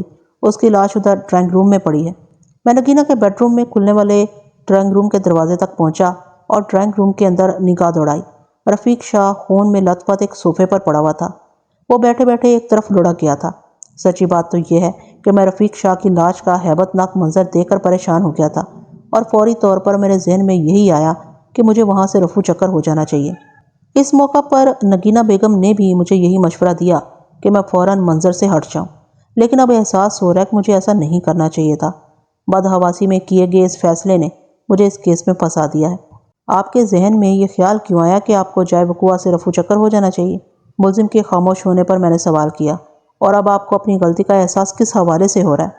غلطی کا احساس اس حوالے سے کہ جب میں افراتفری کے عالم میں نگینہ بیگم کے گھر سے نکلا اور اپنی گاڑی میں بیٹھ کر وہاں سے رخصت ہوا تو چند لوگوں نے مجھے دیکھ لیا تھا۔ اس سے پہلے انہوں نے نگینہ بیگم کے گھر کے اندر فائرنگ کی آواز بھی سنی تھی، لہٰذا میری پوزیشن اس کیس کی مناسبت سے خاصی کمزور اور مشکوک ہو گئی۔ وہ میرے سوال کے جواب میں وضاحت کرتے ہوئے بولا، اور جہاں تک فوری طور پر جائے وقوعہ سے میرے رفو چکر ہونے کا تعلق ہے تو مجھے خدشہ تھا کہ رفیق شاہ کے قتل کا شبہ مجھ پر کیا جائے گا۔ آپ کو یہ خدشہ کس بنیاد پر تھا؟ میں نے پوچھا۔ مقتول اکثر و بیشتر میرے خلاف الٹی سیدھی باتیں کرتا رہتا تھا۔ مثلاً کون سی الٹی سیدھی باتیں؟ یہی کہ میں نے اسے کئی بار قتل کی دھمکی دی ہے۔ تو کیا یہ حقیقت نہیں ہے؟ ہرگز نہیں، اور پوری قطعیت سے بولا۔ میں نے سوال کیا، پھر حقیقت کیا ہے؟ میں نے 2-4 بار نرمی سے اور 1-8 بار سختی سے رفیق شاہ کو سمجھانے کی کوشش کی تھی۔ اعجاز حسین نے جواب دیا۔ میرے اسی سمجھانے کو وہ قتل کی دھمکی سے تعبیر کرتا رہا۔ آپ مقتول کو کیا سمجھانے کی کوشش کر رہے تھے؟ میں نے کریدنے والے انداز میں پوچھا۔ یہی کہ وہ نگینہ بیگم کے ساتھ کوئی سیٹلمنٹ کر لے۔ کس قسم کا سیٹلمنٹ؟ نگینہ بیگم نے 2 سال پہلے مقتول سے 50,000 روپے قرض لیے تھے۔ گھر کی خریداری میں کچھ رقم کم پڑ رہی تھی جو اس نے قرضے کی صورت میں لے لی۔ اعجاز حسین وضاحت کرتے ہوئے بولا۔ مقررہ وقت میں نگینہ بیگم جب قرض کی رقم واپس نہ کر سکی تو رفیق شاہ نے سود در سود شامل کر کے اس رقم کو 2 لاکھ تک پہنچا دیا۔ ظاہر ہے نگینہ بیگم اتنی بڑی رقم کیسے ادا کر سکتی تھی؟ میں اسی سلسلے میں ان دونوں کے بیچ کوئی سیٹلمنٹ کرانا چاہتا تھا۔ میں نے مقتول کو یہ سمجھانے کی کوشش کی تھی کہ وہ قرض کی رقم کو 1 لاکھ فکس کر لے اور ماہانہ قسط باندھ کر وصول کرتا رہے۔ اس طرح اس کا نقصان بھی نہیں ہوگا اور نگینہ بیگم کو بھی آسانی رہے گی۔ لیکن رفیق شاہ نے میری تجویز ماننے سے صاف انکار کر دیا تھا۔ وہ ایک ہی نقطے پر اٹکا ہوا تھا کہ سود کے 1.5 لاکھ روپے پہلے اور اصل 50,000 بعد میں، نہ 1 پیسہ کم اور نہ 1 پیسہ زیادہ، اور اگر فکس ہی کرنا ہے تو 2 لاکھ کا اماؤنٹ کرو اور اس کی قسطیں اس طرح باندھو کہ 1 سال کے اندر اندر اس کا قرض ادا ہو جائے۔ میرے خیال میں یہ نگینہ بیگم کے بس میں نہیں تھا۔ اس سارے واقعے سے لگتا ہے کہ آپ کے دل میں نگینہ بیگم کے لیے بہت زیادہ ہمدردی چھپی ہوئی ہے۔ میں نے گہری سنجیدگی سے پوچھا، اس کا کوئی خاص سبب؟ سبب یہی اتنا سا ہے کہ نگینہ بیگم میرے ایک پرانے واقف کار وہاب الدین کی بیوہ ہے۔ وہاب نے کسی زمانے میں میرے ساتھ بہت اچھا سلوک کیا تھا، بس یہی خیال ذہن میں رہتا تھا اور میں چند روز بعد ان ماں بیٹی کو دیکھنے چلا جاتا تھا اور جس حد تک ممکن ہوتا تھا میں ان کی مدد بھی کر دیا کرتا تھا۔ اور اب میں نے ڈرامائی لہجہ اختیار کرتے ہوئے کہا، استغاثہ کے گواہوں کی فہرست میں ان ماں بیٹی کا نام دے کر آپ کو کیسا محسوس ہو رہا ہے؟ اعجاز حسین کے ہونٹوں پر معنی خیز مسکراہٹ پھیل گئی۔ میں نے استفسار کیا، آپ کو یہ تو علم ہے نا کہ کسی کیس کے ملزم اور استغاثہ کے درمیان کس نوعیت کا رشتہ ہوتا ہے؟ بڑی اچھی طرح معلوم ہے۔ اس نے اس بات میں گردن ہلائی اور اس کے ہونٹوں پر موجود معنی خیز مسکراہٹ اور گہری ہو گئی۔ ایک بوجھل سانس خارج کرتے ہوئے اس نے اضافہ کیا، میں نے اس ماں بیٹی کے ساتھ جو سلوک کیا وہ میرا ظرف تھا، اور وہ جو کریں گی وہ یہ ان کا ظرف ہوگا۔ اوکے، میں نے زاویہ سوالات کو تبدیل کرتے ہوئے پوچھا، وقوعہ کی رات نگینہ بیگم کے گھر میں کل کتنے افراد موجود تھے؟ میں اور نگینہ صحن میں بیٹھے باتیں کر رہے تھے، اس نے بتایا۔ فوزیہ اپنے کمرے میں اندر موجود تھی اور رفیق شاہ نگینہ سے ملنے آیا تھا اور پھر چند منٹ کے اندر ہی مارا گیا۔ آپ کے خیال میں رفیق شاہ کو کس نے قتل کیا ہوگا؟ میں اس سلسلے میں کوئی بھی اندازہ قائم کرنے سے قاصر ہوں۔ آپ اپنا ریوالور عموماً کہاں رکھتے ہیں؟ میں نے جرا کے سلسلے کو سمیٹتے ہوئے اپنے موکل اور اس کیس کے ملزم سے سوال کیا۔ گاڑی کے ڈیش بورڈ میں، اعجاز حسین نے جواب دیا۔ وقوعہ کی رات جب آپ نگینہ بیگم سے ملنے آئے تو کیا اس وقت بھی آپ کا ریوالور ڈیش بورڈ کے اندر ہی رکھا ہوا تھا؟ اس نے اس بات میں جواب دیا۔ میں نے پوچھا، کیا آپ اپنی گاڑی کو لاک کر کے نگینہ بیگم کے گھر کے اندر گئے تھے؟ جی ہاں، مجھے اچھی طرح یاد ہے، اس نے پورے وثوق سے جواب دیا۔ میں گاڑی کو لاک کر کے اندر گیا تھا، اور جب وہاں سے آپ افراتفری کے عالم میں روانہ ہوئے تو کیا آپ کو اپنی گاڑی لاک ہی ملی تھی؟ اس سوال پر اعجاز حسین نے چونک کر میری طرف دیکھا، پھر ہونٹ بھینچتے ہوئے بولا، میرا خیال ہے کہ اس وقت گاڑی لاک نہیں تھی۔ صرف خیال ہے یا آپ کو اس بات کا یقین ہے؟ یقین ہے، وہ اس بات میں گردن ہلاتے ہوئے بولا۔ میں نے جرا کا سلسلہ ختم کر دیا۔ وکیل استغاثہ نے جج سے درخواست کی کہ گواہوں کے بیانات کا سلسلہ شروع کیا جائے۔ استغاثہ کی طرف سے کم و بیش 10 گواہوں کی فہرست عدالت میں دائر کی گئی تھی، لیکن میں یہاں پر انہی گواہوں اور ان کے بیانات کا ذکر کروں گا جو کسی حوالے سے اہمیت کے حامل ہوں گے۔ اس سے پہلے کہ استغاثہ کے گواہوں کے بیانات کا آغاز ہوتا، میں نے جج سے استدعا کی، جناب عالی، میں انکوائری آفیسر سے چند سوالات کرنا چاہتا ہوں۔ کسی بھی کیس کا تفتیشی آفیسر یعنی انکوائری آفیسر ہر پیشی پر عدالت میں حاضر رہتا ہے اور اس کی حیثیت استغاثہ کے گواہ ایسی ہوتی ہے۔ جج کے اشارے پر آئیو وٹنس باکس میں آ کر کھڑا ہو گیا۔ وہ عہدے کے اعتبار سے سب انسپیکٹر تھا۔ آئیو صاحب، پوسٹ مارٹم کی رپورٹ کے مطابق مقتول کو 2 گولیاں لگی تھیں، ایک گردن پر اور دوسری کن پٹی سے تھوڑا اوپر کھوپڑی میں۔ کہ آپ اس رپورٹ سے اتفاق کرتے ہیں؟ 100%، وہ بڑے اعتماد سے بولا۔ اور انہی گولیوں کی وجہ سے مقتول رفیق شاہ ہلاک ہوا تھا؟ جی بالکل، سر والی گولی نے کھوپڑی کے پرخچے اڑا دیے تھے، اور میں نے سنسناتے ہوئے انداز میں کہا، اور دوسری گردن میں پھنس گئی تھی۔ میں غلط تو نہیں کہہ رہا؟ نہیں جناب، آپ بالکل ٹھیک کہہ رہے ہیں۔ اور یہ کہ دونوں گولیاں مقتول کے جسم کے بائیں حصے میں لگی تھیں، یعنی بائیں کن پٹی کے اوپر اور گردن کے بائیں جانب۔ میں نے بدستور آئیو کی آنکھوں میں دیکھتے ہوئے کہا، آپ نے جائے وقوعہ پر مقتول کی لاش کا تفصیلی معائنہ کیا ہوگا، اگر میں کچھ بھول رہا ہوں تو مجھے ٹوک دیجیے گا۔ آپ بالکل درست فرما رہے ہیں، اس نے اس بات میں گردن ہلائی۔ آپ نے یقیناً جائے وقوعہ کا نقشہ بھی تیار کیا ہوگا؟ میں نے استفسار کیا۔ اور آپ کو ڈرائنگ روم کی ایک ایک چیز، ایک ایک زاویے کا بخوبی علم ہوگا؟ جی ہاں، یقیناً، وہ پورے یقین سے بولا۔ مجھے اور کچھ نہیں پوچھنا جناب عالی، میں نے اپنی جرا ختم کر دی۔ اس کے ساتھ ہی عدالت کا مقررہ وقت ختم ہو گیا۔ جج نے 1 ہفتہ بعد کی تاریخ دے کر عدالت برخاست کر دی۔ آئندہ پیشی پر استغاثہ کے گواہوں کے بیانات کا سلسلہ شروع ہوا۔ جیسا کہ میں پیچھے بتا چکا ہوں، استغاثہ کی جانب سے لگ بھگ درجن بھر گواہوں کی فہرست داخل کی گئی تھی، لیکن یہاں پر نہایت ہی عام گواہوں کا احوال بیان کیا جائے گا۔ سب سے پہلے عنایت اللہ نامی ایک شخص گواہی کے لیے پیش ہوا۔ عنایت اللہ ملزم اعجاز حسین کا پڑوسی تھا۔ وہ اپنا حلفیہ بیان ریکارڈ کرا چکا تو وکیل استغاثہ جرا کے لیے کٹہرے کے پاس چلا گیا۔ عنایت اللہ صاحب، وکیل استغاثہ گواہ کو مخاطب کرتے ہوئے بولا، جب ملزم کو گرفتار کیا گیا اس وقت آپ موقع پر موجود تھے؟ جی ہاں موجود تھا، اس نے اس بات میں جواب دیا۔ میں شور کی آواز سن کر گھر سے باہر نکلا تو مجھے پتہ چلا کہ میرے پڑوسی اعجاز حسین نے کسی کو قتل کر دیا ہے اور پولیس اسے پکڑنے آئی ہے۔ وکیل استغاثہ سائیڈ میں رکھی چوبی میز کی طرف گیا اور وہاں سے سیلوفین بیگ کے اندر رکھے ہوئے آلہ قتل کو اٹھا لایا۔ آلہ قتل اور دیگر ضروری اشیاء سیلوفین بیگز میں محفوظ کری جاتی ہیں اور انہیں عدالت کے کمرے ہی میں رکھنا لازمی ہوتا ہے۔ وکیل استغاثہ نے مذکورہ بیگ استغاثہ کے گواہ کو دکھاتے ہوئے کہا، یہ وہ ریوالور ہے جسے فائرنگ کر کے مقتول رفیق شاہ کو موت کے گھاٹ اتارا گیا تھا۔ یہ ریوالور ملزم کی ملکیت ہے۔ آپ اس ریوالور کے بارے میں کیا جانتے ہیں؟ میں اس ریوالور کے حوالے سے صرف اتنا جانتا ہوں کہ پولیس نے یہ ریوالور میری نظر کے سامنے اعجاز صاحب کی گاڑی میں سے برآمد کیا تھا۔ گواہ نے جواب دیا، اس وقت ملزم کی گاڑی کہاں کھڑی تھی؟ اس کے گھر کے اندر۔ ریوالور گاڑی کے کس حصے سے برآمد کیا گیا تھا؟ ڈیش بورڈ سے، وکیل استغاثہ نے پوچھا۔ کیا پولیس نے آپ کے سامنے ریوالور کو چیک کیا تھا؟ جی ہاں، اس وقت میرے علاوہ بھی چند افراد وہاں موجود تھے۔ ہم سب کے سامنے ہی پولیس کے آفیسر نے ریوالور چیک کیا تھا۔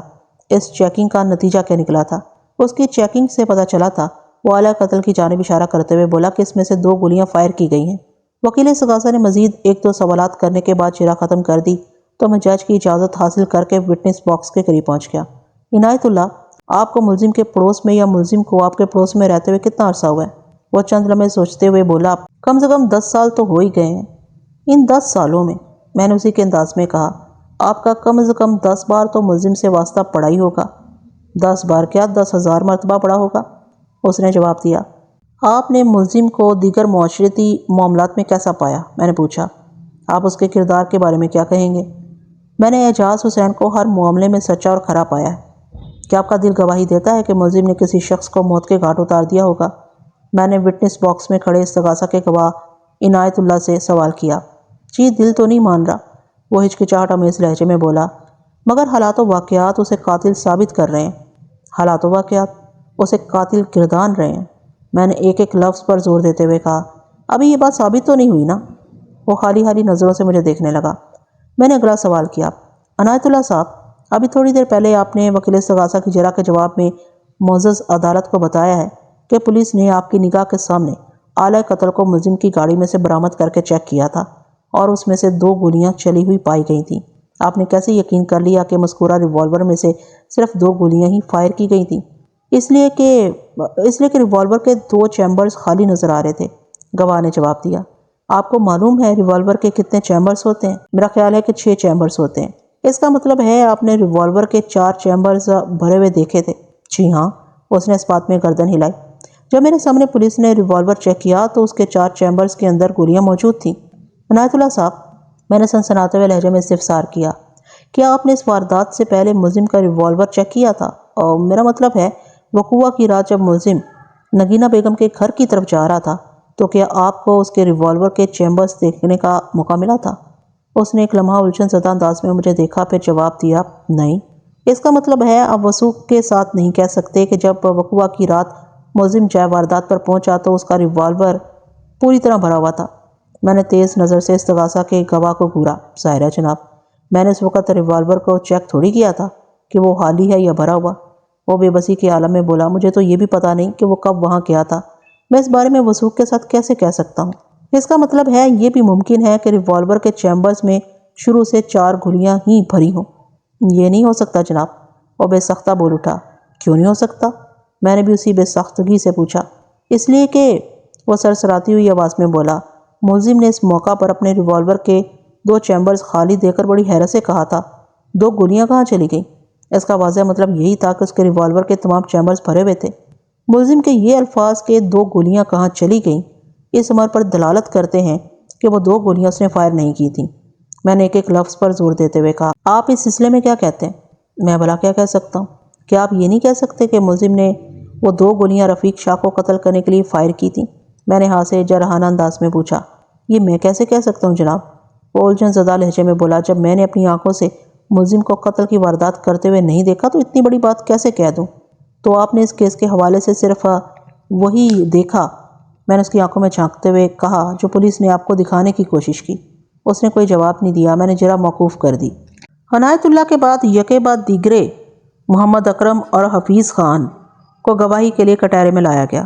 یہ دونوں افراد بھی ملزم اعجاز حسین کی گلی ہی میں رہتے تھے اور ان کے سامنے پولیس نے نہ صرف اعجاز حسین کو ہتھکڑی لگائی تھی بلکہ اس کی گاڑی کے ڈیش بورڈ میں سے آلہ قتل بھی برآمد کیا تھا۔ ان دونوں کے بیانات عنایت اللہ کے بیان کا عکس تھے، لہٰذا انہیں ضابطۂ تحریر میں لانے کی میں ضرورت محسوس نہیں کرتا۔ اس کے بعد مقتول رفیق شاہ کے دو قریبی دوستوں کو گواہی کے لیے پیش کیا گیا۔ وہ دونوں مقتول کے زبردست حمایتی تھے اور دونوں کے بیانات میں بیشتر چیزیں مشترک تھیں، لہٰذا میں ان میں سے صرف ایک کا بیان آپ کی نظر کرتا ہوں۔ فرید احمد اور توفیق علی نامی استغاثہ کے ان گواہان میں سے فرید احمد کا بیان قدر اہم تھا، لہٰذا اسی کا احوال ملاحظہ کیجیے۔ فرید احمد کی عمر 30 اور 35 کے درمیان رہی ہوگی۔ وہ ایک عام سا شخص تھا، اپنی وضاحت اور بول چال سے ان پڑھ معلوم ہوتا تھا۔ مجھے معلوم ہوا کہ وہ بندہ کسی فیکٹری وغیرہ میں کام کرتا تھا۔ فرید نے سچ بولنے کا حلف اٹھانے کے بعد اپنا بیان ریکارڈ کرا دیا۔ وکیل استغاثہ گھما پھرا کر 10 منٹ تک گواہ سے مختلف سوالات کرتا رہا، پھر اپنی باری پر میں وٹنس باکس کے قریب چلا گیا۔ میں نے گواہ کی آنکھوں میں دیکھتے ہوئے اس طرح اجرا کا آغاز کیا: فرید صاحب، آپ مقتول کو کب سے جانتے تھے؟ وہ میرا پرانا دوست تھا، اس نے گہری سنجیدگی سے جواب دیا۔ ہماری جان پہچان کو 20 سال سے زیادہ عرصہ گزر چکا ہے۔ ویری گڈ، میں نے سرسری انداز میں کہا۔ پھر پوچھا، پتہ چلا ہے کہ آپ کسی فیکٹری وغیرہ میں کام کرتے ہیں؟ آپ کے کام کی نوعیت کیا ہے؟ میں ایک ٹیکسٹائل مل میں کام کرتا ہوں اور کام کی نوعیت یہی ہے کہ میں کپڑا بنانے والی ایک مشین کو چلاتا ہوں۔ اور آپ کے دوست مقتول رفیق شاہ کا کیا ذریعہ معاش تھا؟ شاہ جی کاروبار کرتا تھا۔ کس قسم کا کاروبار؟ مختلف قسم کے کاروبار، اس نے جواب دیا۔ زیادہ تر وہ چیزوں کی خرید و فروخت کا کام کرتا تھا۔ آپ مقتول کے دیرینہ دوست تھے، میں نے اسے گھسنے کی غرض سے کہا۔ اس کے مزاج اور عادات سے تو آپ اچھی طرح واقف ہوں گے۔ جی ہاں، بڑی اچھی طرح، وہ گہری سنجیدگی سے بولا۔ وہ بہت ہی عمدہ انسان تھا، دوسرے انسانوں سے ہمدردی رکھنے والا۔ وہ ہر مشکل پریشانی میں لوگوں کے کام آتا تھا، اور یہ کام آنا عموماً مال یعنی روپے کی شکل میں ہوتا تھا۔ میں نے تیکھے لہجے میں دریافت کیا۔ وکیل صاحب، روپیہ پیسہ ایک ایسی چیز ہے جس سے زندگی کے بیشتر مسائل حل ہو جاتے ہیں۔ شاہ جی عام طور پر لوگوں کی مالی مدد ہی کیا کرتا تھا، اور یہ مالی مدد قرض کی صورت میں ہوتی تھی۔ ظاہر ہے کوئی ایسے ہی تو اپنا روپیہ اٹھا کر کسی کو نہیں دے دیتا، وہ عجیب سے لہجے میں بولا۔ پھر وہ اپنے پیسے کی وصولی بھی کرتا تھا، ہے نا؟ میں نے پوچھا۔ وہ بولا، یہ تو اس کا حق بنتا تھا، اور یہ وصولی سود در سود ہوتی تھی۔ پیسے کے کاروبار میں انسان منافع تو لیتا ہی ہے۔ گویا مقتول لوگوں کو سود پر پیسہ دینے کا کاروبار کرتا تھا۔ اس نے اس بات میں گردن ہلائی۔ جی ہاں، مقتول نے نگینہ بیگم کو بھی ایک بھاری رقم قرض دے رکھی تھی۔ جی 50,000 روپے، اس نے جواب دیا۔ اور وہ نگینہ بیگم سے 2 لاکھ وصول کرنے کا ہاں تھا۔ ظاہر ہے جب نگینہ بیگم نے وقت مقررہ پر شاہ جی کی رقم واپس نہیں کی اور دن پر دن گزرتے چلے گئے تو منافع کی رقم میں بھی اضافہ ہوتا چلا گیا تھا۔ وہ مقتول کے حق میں گواہی دیتے ہوئے بولا۔ 2 سال میں 50,000 کی رقم منافع کے رقم کے ساتھ مل کر 2 لاکھ بن گئی تھی۔ منافع یا سود کی رقم؟ میں نے گواہ کو تیز نظر سے گھورا۔ آپ کوئی بھی نام دے دیں، وہ بے پرواہی سے بولا۔ ایک ہی بات ہے، کیا یہ صحیح ہے کہ ملزم مقتول اور نگینہ بیگم کے بیچ رقم کے لین دین کے سلسلے میں کوئی سیٹلمنٹ کرانا چاہتا تھا؟ میں نے ٹھہرے ہوئے لہجے میں پوچھا۔ اور ملزم کی یہی مثبت کوشش ملزم اور مقتول کے درمیان تنازع کا سبب بن گئی تھی۔ کوشش یا سازش؟ جواب دینے کی بجائے الٹا اس نے مجھ ہی سے پوچھ لیا۔ میں نے چونک کر گواہ کی طرف دیکھا۔ کیا مطلب؟ مطلب یہ کہ ملزم ان دونوں کے بیچ کسی مصالحت یا مفاہمت کی کوشش نہیں کر رہا تھا، بلکہ اپنا الو سیدھا کرنے کے لیے اس نے ایک اسکیم تیار کی تھی۔ کیسا الو اور کون سی اسکیم؟ میں نے چنچلاہٹ بھرے انداز میں استفسار کیا۔ آپ میری زبان کھلوا ہی رہے ہیں تو سنیں، وہ برہمی سے بولا۔ یہ جو آپ کا موکل ہے نا، یہ ڈبل گیم کھیل رہا تھا۔ ڈبل گیم کیا مطلب؟ ایک طرف اس نے نگینہ بیگم کو آسرا دے رکھا تھا کہ اگر وہ اس کی بات مان لے تو یہ رفیق شاہ سے اس کی جان چھڑا دے گا، گواہ نے تلخ لہجے میں بتایا، اور دوسری جانب یہ رفیق شاہ کو 1 لاکھ پر آمادہ کرنے کی کوشش کر رہا تھا۔ یہ بات تو میں بھی جانتا ہوں کہ میرا موکل مقتول کے ساتھ 1 لاکھ میں مکمکا کرنے کی کوششوں میں مصروف تھا اور اس رقم کی ادائیگی بھی آسان قسطوں میں چاہتا تھا، لیکن نگینہ کو آسرا دینے اور اسے کوئی بات منوانے کا قصہ سمجھ میں نہیں آیا۔ میں سمجھاتا ہوں، وہ بڑے بزرگوں کے مانند بولا۔ دراصل آپ کا موکل نگینہ کی بیٹی فوزیہ پر رچ گیا تھا۔ اس نے نگینہ سے کہا تھا کہ اگر وہ فوزیہ کی شادی اس سے کرنے پر تیار ہو جائے تو وہ رفیق شاہ کی رقم جیسے تیسے ادا کر کے اس کو نجات دلا دے گا۔ یہ ہے کل کہانی جناب، لیکن ملزم تو ایک شادی شدہ شخص ہے، میں نے حیرت بھرے لہجے میں کہا، اور اس کے 3 بچے بھی ہیں۔ کیا کسی شادی شدہ اور 3 بچوں کے باپ کے لیے دوسری شادی کی ممانعت ہے؟ اس نے بڑے عجیب سے لہجے میں پوچھا۔ آپ کا قانون اس سلسلے میں کوئی قید لگاتا ہے؟ قانون میں ایسا کچھ نہیں، میں نے صاف کوئی کا مظاہرہ کرتے ہوئے کہا۔ میں نے آپ سے یہ سوال ذاتی حیثیت میں پوچھا تھا۔ بہرحال فرید صاحب، ملزم اور مقتول کی باہمی چپکلش کے بارے میں آپ کیا کہیں گے؟ ظاہر ہے ملزم کو نگینہ کے گھر میں مقتول کا آنا جانا ایک آنکھ نہیں پاتا تھا۔ وہ معنی خیز انداز میں بولا، یہ کباب میں ہڈی والی بات تھی۔ کباب میں ہڈی؟ یہ آپ کیا کہہ رہے ہیں؟ میں ٹھیک کہہ رہا ہوں وکیل صاحب؟ وہ اصراری لہجے میں بولا۔ ایک جانب تو ملزم فوزیہ کو حاصل کرنے کے لیے نگینہ کو اپنی مٹھی میں کرنے کی کوشش کر رہا تھا، تو دوسری طرف نگینہ نے 2 لاکھ کی رقم ہڑپ کرنے کے لیے رفیق شاہ کو مختلف قسم کے سبز باغ دکھا رکھے تھے۔ مثلاً کون سے سبز باغ؟ میں پوچھے بنا نہ رہ سکا۔ آپ تو ایک پر ایک انکشاف کیے جا رہے ہیں۔ میرا اشارہ فوزیہ کی طرف ہے۔ وہ زمانی انداز میں بولا۔ سبز باغ، فوزیہ؟ میں نے ڈرامائی لہجہ اختیار کرتے ہوئے کہا، کہیں آپ کا مطلب یہ تو نہیں کہ مقتول رفیق شاہ نگینہ کی بیٹی فوزیہ میں دلچسپی رکھتا تھا اور نگینہ نے مقتول کو اس حوالے سے کوئی امید دلا رکھی تھی؟ جی ہاں، میرا بالکل یہی مطلب ہے۔ اگر ایسی بات تھی تو پھر مقتول اور ملزم کے درمیان رنجش کا کوئی سوال ہی نہیں اٹھتا تھا۔ نگینہ بیگم ملزم کو صورتحال سے آگاہ کر دیتی اور وہ اپنا راستہ بدل لیتا۔ نہ کباب رہتا اور نہ ہی اس کے اندر ہڈی۔ یہ اتنا آسان نہیں تھا، وہ پرخیال انداز میں بولا۔ اس میں مشکل کیا تھی؟ میں نے پوچھ لیا۔ یہ بات تو طے ہے کہ مقتول نے مجھے اس حوالے سے کئی بار بتایا تھا کہ نگینہ بیگم فوزیہ اور مقتول کے ملاپ کے لیے راضی تھی، اور اس کام کے لیے اس نے مقتول سے مزید 2 لاکھ کا مطالبہ بھی کیا تھا، لیکن سارا مسئلہ تو فوزیہ کا تھا۔ فوزیہ کا کیا مسئلہ تھا؟ فوزیہ رفیق شاہ کو پسند نہیں کرتی تھی۔ اوہو! میں نے مصنوعی تفکر کی اداکاری کی، حالانکہ فوزیہ کی زبانی یہ سچائی پہلے ہی مجھ تک پہنچ چکی تھی۔ تو اس کا مطلب ہے، میں نے سرسراتی ہوئی آواز میں کہا، فوزیہ ملزم میں دلچسپی رکھتی تھی۔ میں اس بارے میں وثوق سے کچھ نہیں کہہ سکتا، وہ سرسری لہجے میں بولا۔ البتہ یہ حقیقت ہے کہ ملزم بری طرح فوزیہ پر فریفتہ تھا، اور وہ اس حقیقت سے بھی واقف تھا کہ مقتول کا ٹارگٹ بھی فوزیہ ہی ہے، لہٰذا وہ مقتول سے سخت خار کھانے لگا تھا۔ مقتول کا نگینہ کے گھر آنا اسے بڑا ناگوار گزرتا تھا، اسی لیے ملزم نے مقتول کو 2-3 مرتبہ یہ دھمکی بھی دی تھی کہ وہ نگینہ کے گھر آنا جانا چھوڑ دے، ورنہ اسے نقصان اٹھانا پڑے گا۔ اور پھر ملزم کا کہا ہوا حرف بحرف سچ ثابت ہوا۔ وہ میرے دوست رفیق شاہ کی جان لے کر ہی رہا۔ افسوسناک انداز میں گردن ہلاتے ہوئے اس نے بات ختم کر دی۔ میں نے پوچھا، کیا ملزم نے آپ کے سامنے مقتول کو سنگین نتائج کی دھمکی دی تھی؟ نہیں، گواہ نے جواب دیا۔ مجھے رفیق شاہ نے اس واقعے کے بارے میں بتایا تھا۔ رفیق شاہ اب اس دنیا میں باقی نہیں رہا، جو آپ کے بیان کی تصدیق کے لیے اسے پوچھا جائے۔ میں نے گواہ کے چہرے پر نگاہ جماتے ہوئے کہا، بہرحال آپ نے نگینہ اور فوزیہ کے حوالے سے جو انکشافات کیے ہیں ان کے لیے بہت بہت شکریہ۔ ان دونوں کا نام استغاثہ کے گواہوں کی فہرست میں شامل ہے۔ ان کی باری پر میں یہ تمام تر سنسنی خیز سوالات ان ماں بیٹی سے ضرور پوچھوں گا۔ وہ ایک ٹک مجھے دیکھتا چلا گیا۔ عدالت کا مقررہ وقت ختم ہونے میں چند منٹ باقی رہ گئے تھے۔ اس قلیل مدت میں کسی اور گواہ کو بھگتانا ممکن نہیں تھا، لہٰذا جج نے تاریخ دے کر عدالت برخاست کرنے کا اعلان کر دیا۔ اگلی پیشی پر نگینہ کا ایک پڑوسی ظفر علی گواہی کے لیے عدالت میں حاضر ہوا۔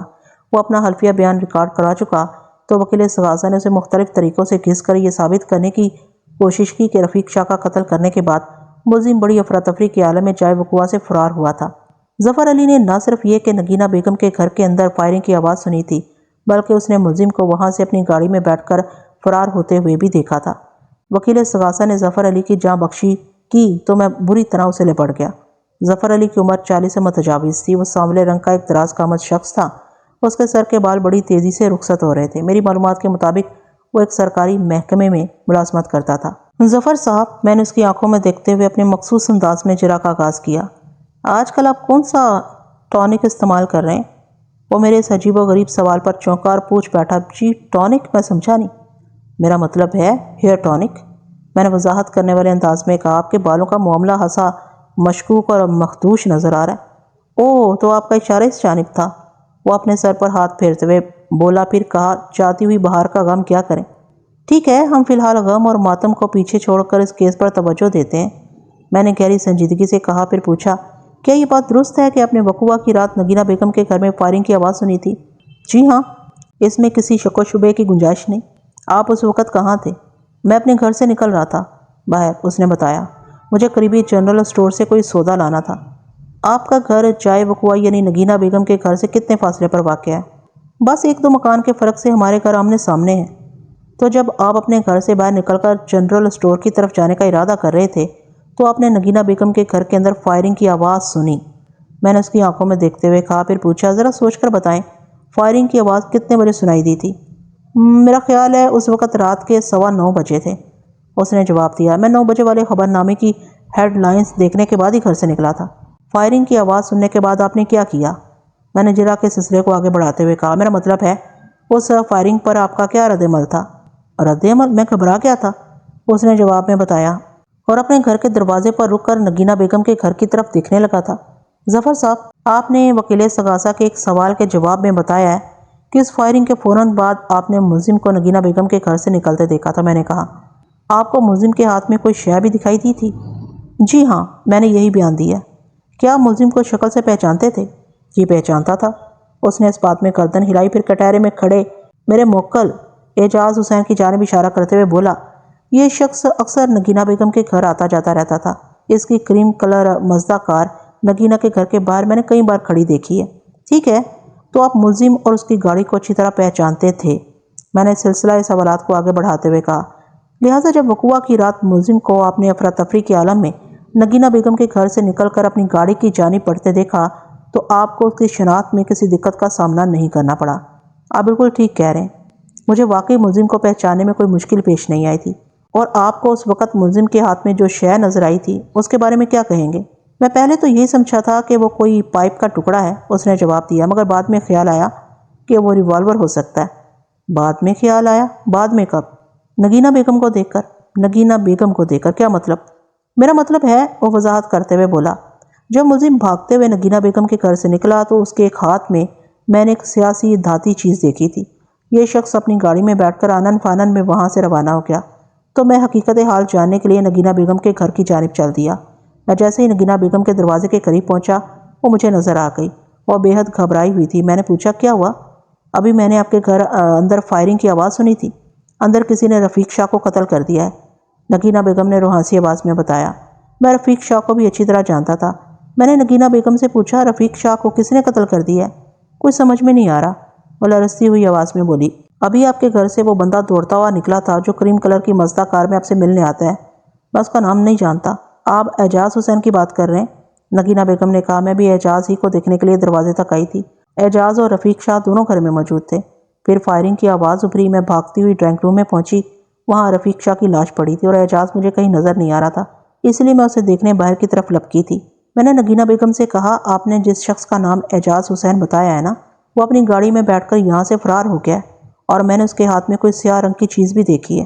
نگینہ بیگم نے چونک کر مجھے دیکھا اور تشویشناک لہجے میں بولی، اعجاز کے ہاتھ میں کہیں کوئی پستول وغیرہ تو نہیں تھا؟ جب ہی مجھے خیال آیا کہ میں جس شے کو پائپ کا ٹکڑا سمجھ رہا تھا وہ کوئی گن بھی ہو سکتی تھی۔ یہ ہے سارا معجزہ جناب۔ ہاں، میں نے گمبھیر انداز میں کہا، پھر کیا آپ نے نگینہ بیگم کے گھر کے اندر جا کر دیکھا تھا کہ وہاں کی صورتحال کیا ہے؟ جی ہاں، نگینہ بیگم مجھے اپنے ساتھ اندر لے گئی تھی۔ اندر جا کر آپ نے کیا دیکھا؟ میں نگینہ کے ساتھ ڈرائنگ روم میں پہنچا، گواہ نے بتایا، اور وہاں ایک صوفے پر رفیق شاہ کی لاش پڑی دیکھی۔ لاش پڑی دیکھی؟ میں نے اسی کے الفاظ دہرائے۔ کیا رفیق شاہ کو دیکھتے ہی آپ کو اندازہ ہو گیا تھا کہ وہ اس دار فانی سے کوچ کر چکا ہے؟ جی ہاں، اس کی حالت اس بات کا منہ بولتا ثبوت تھی۔ کیا مطلب؟ میں نے کریدا۔ مطلب یہ کہ رفیق شاہ کی کھوپڑی پاش پاش نظر آ رہی تھی، وہ وضاحت کرتے ہوئے بولا، اس کے جسم کا بلائی حصہ خون میں تر بتر دکھائی دے رہا تھا۔ میں نے اس کی ایسی کیفیت سے یہی اندازہ قائم کیا کہ رفیق شاہ زندگی کی قید سے آزاد ہو چکا ہے۔ ظفر صاحب، آپ کی یادداشت کیسی ہے؟ میں نے اچانک ایک مختلف سوال کیا تو وہ الجھن زدہ نظر سے مجھے دیکھتے ہوئے بولا، یادداشت تو میری بہت اچھی ہے وکیل صاحب۔ Very good. میں نے ستائشی نظر سے اس کی طرف دیکھا اور کہا، ذرا سوچ کر بتائیں، جب آپ نے نگینہ بیگم کے گھر میں فائرنگ کی آواز سنی تو اس کے بعد بھی اندر کسی نوعیت کی آواز ابھری تھی؟ لمحاتی سوچ بچار کے بعد اس نے بڑے وثوق سے جواب دیا، نہیں جناب۔ کیا واقعی؟ میں نے سوالیہ نظر سے اس کی طرف دیکھا۔ جی ہاں، میں بھلا غلط بیانی کیوں کروں گا؟ مجھے یقین نہیں آ رہا۔ میں نے نفی میں گردن ہلائی۔ کیا آپ مجھے جھوٹا سمجھ رہے ہیں؟ میں نے ایسی تو کوئی بات نہیں کی۔ پھر آپ کو کس بات کا یقین نہیں آ رہا؟ وہ مستفسر ہوا۔ اس بات کا یقین نہیں آ رہا کہ فائرنگ کی آواز کے بعد نگینہ بیگم کے گھر کے اندر کسی قسم کی آواز نہ ابھری ہو۔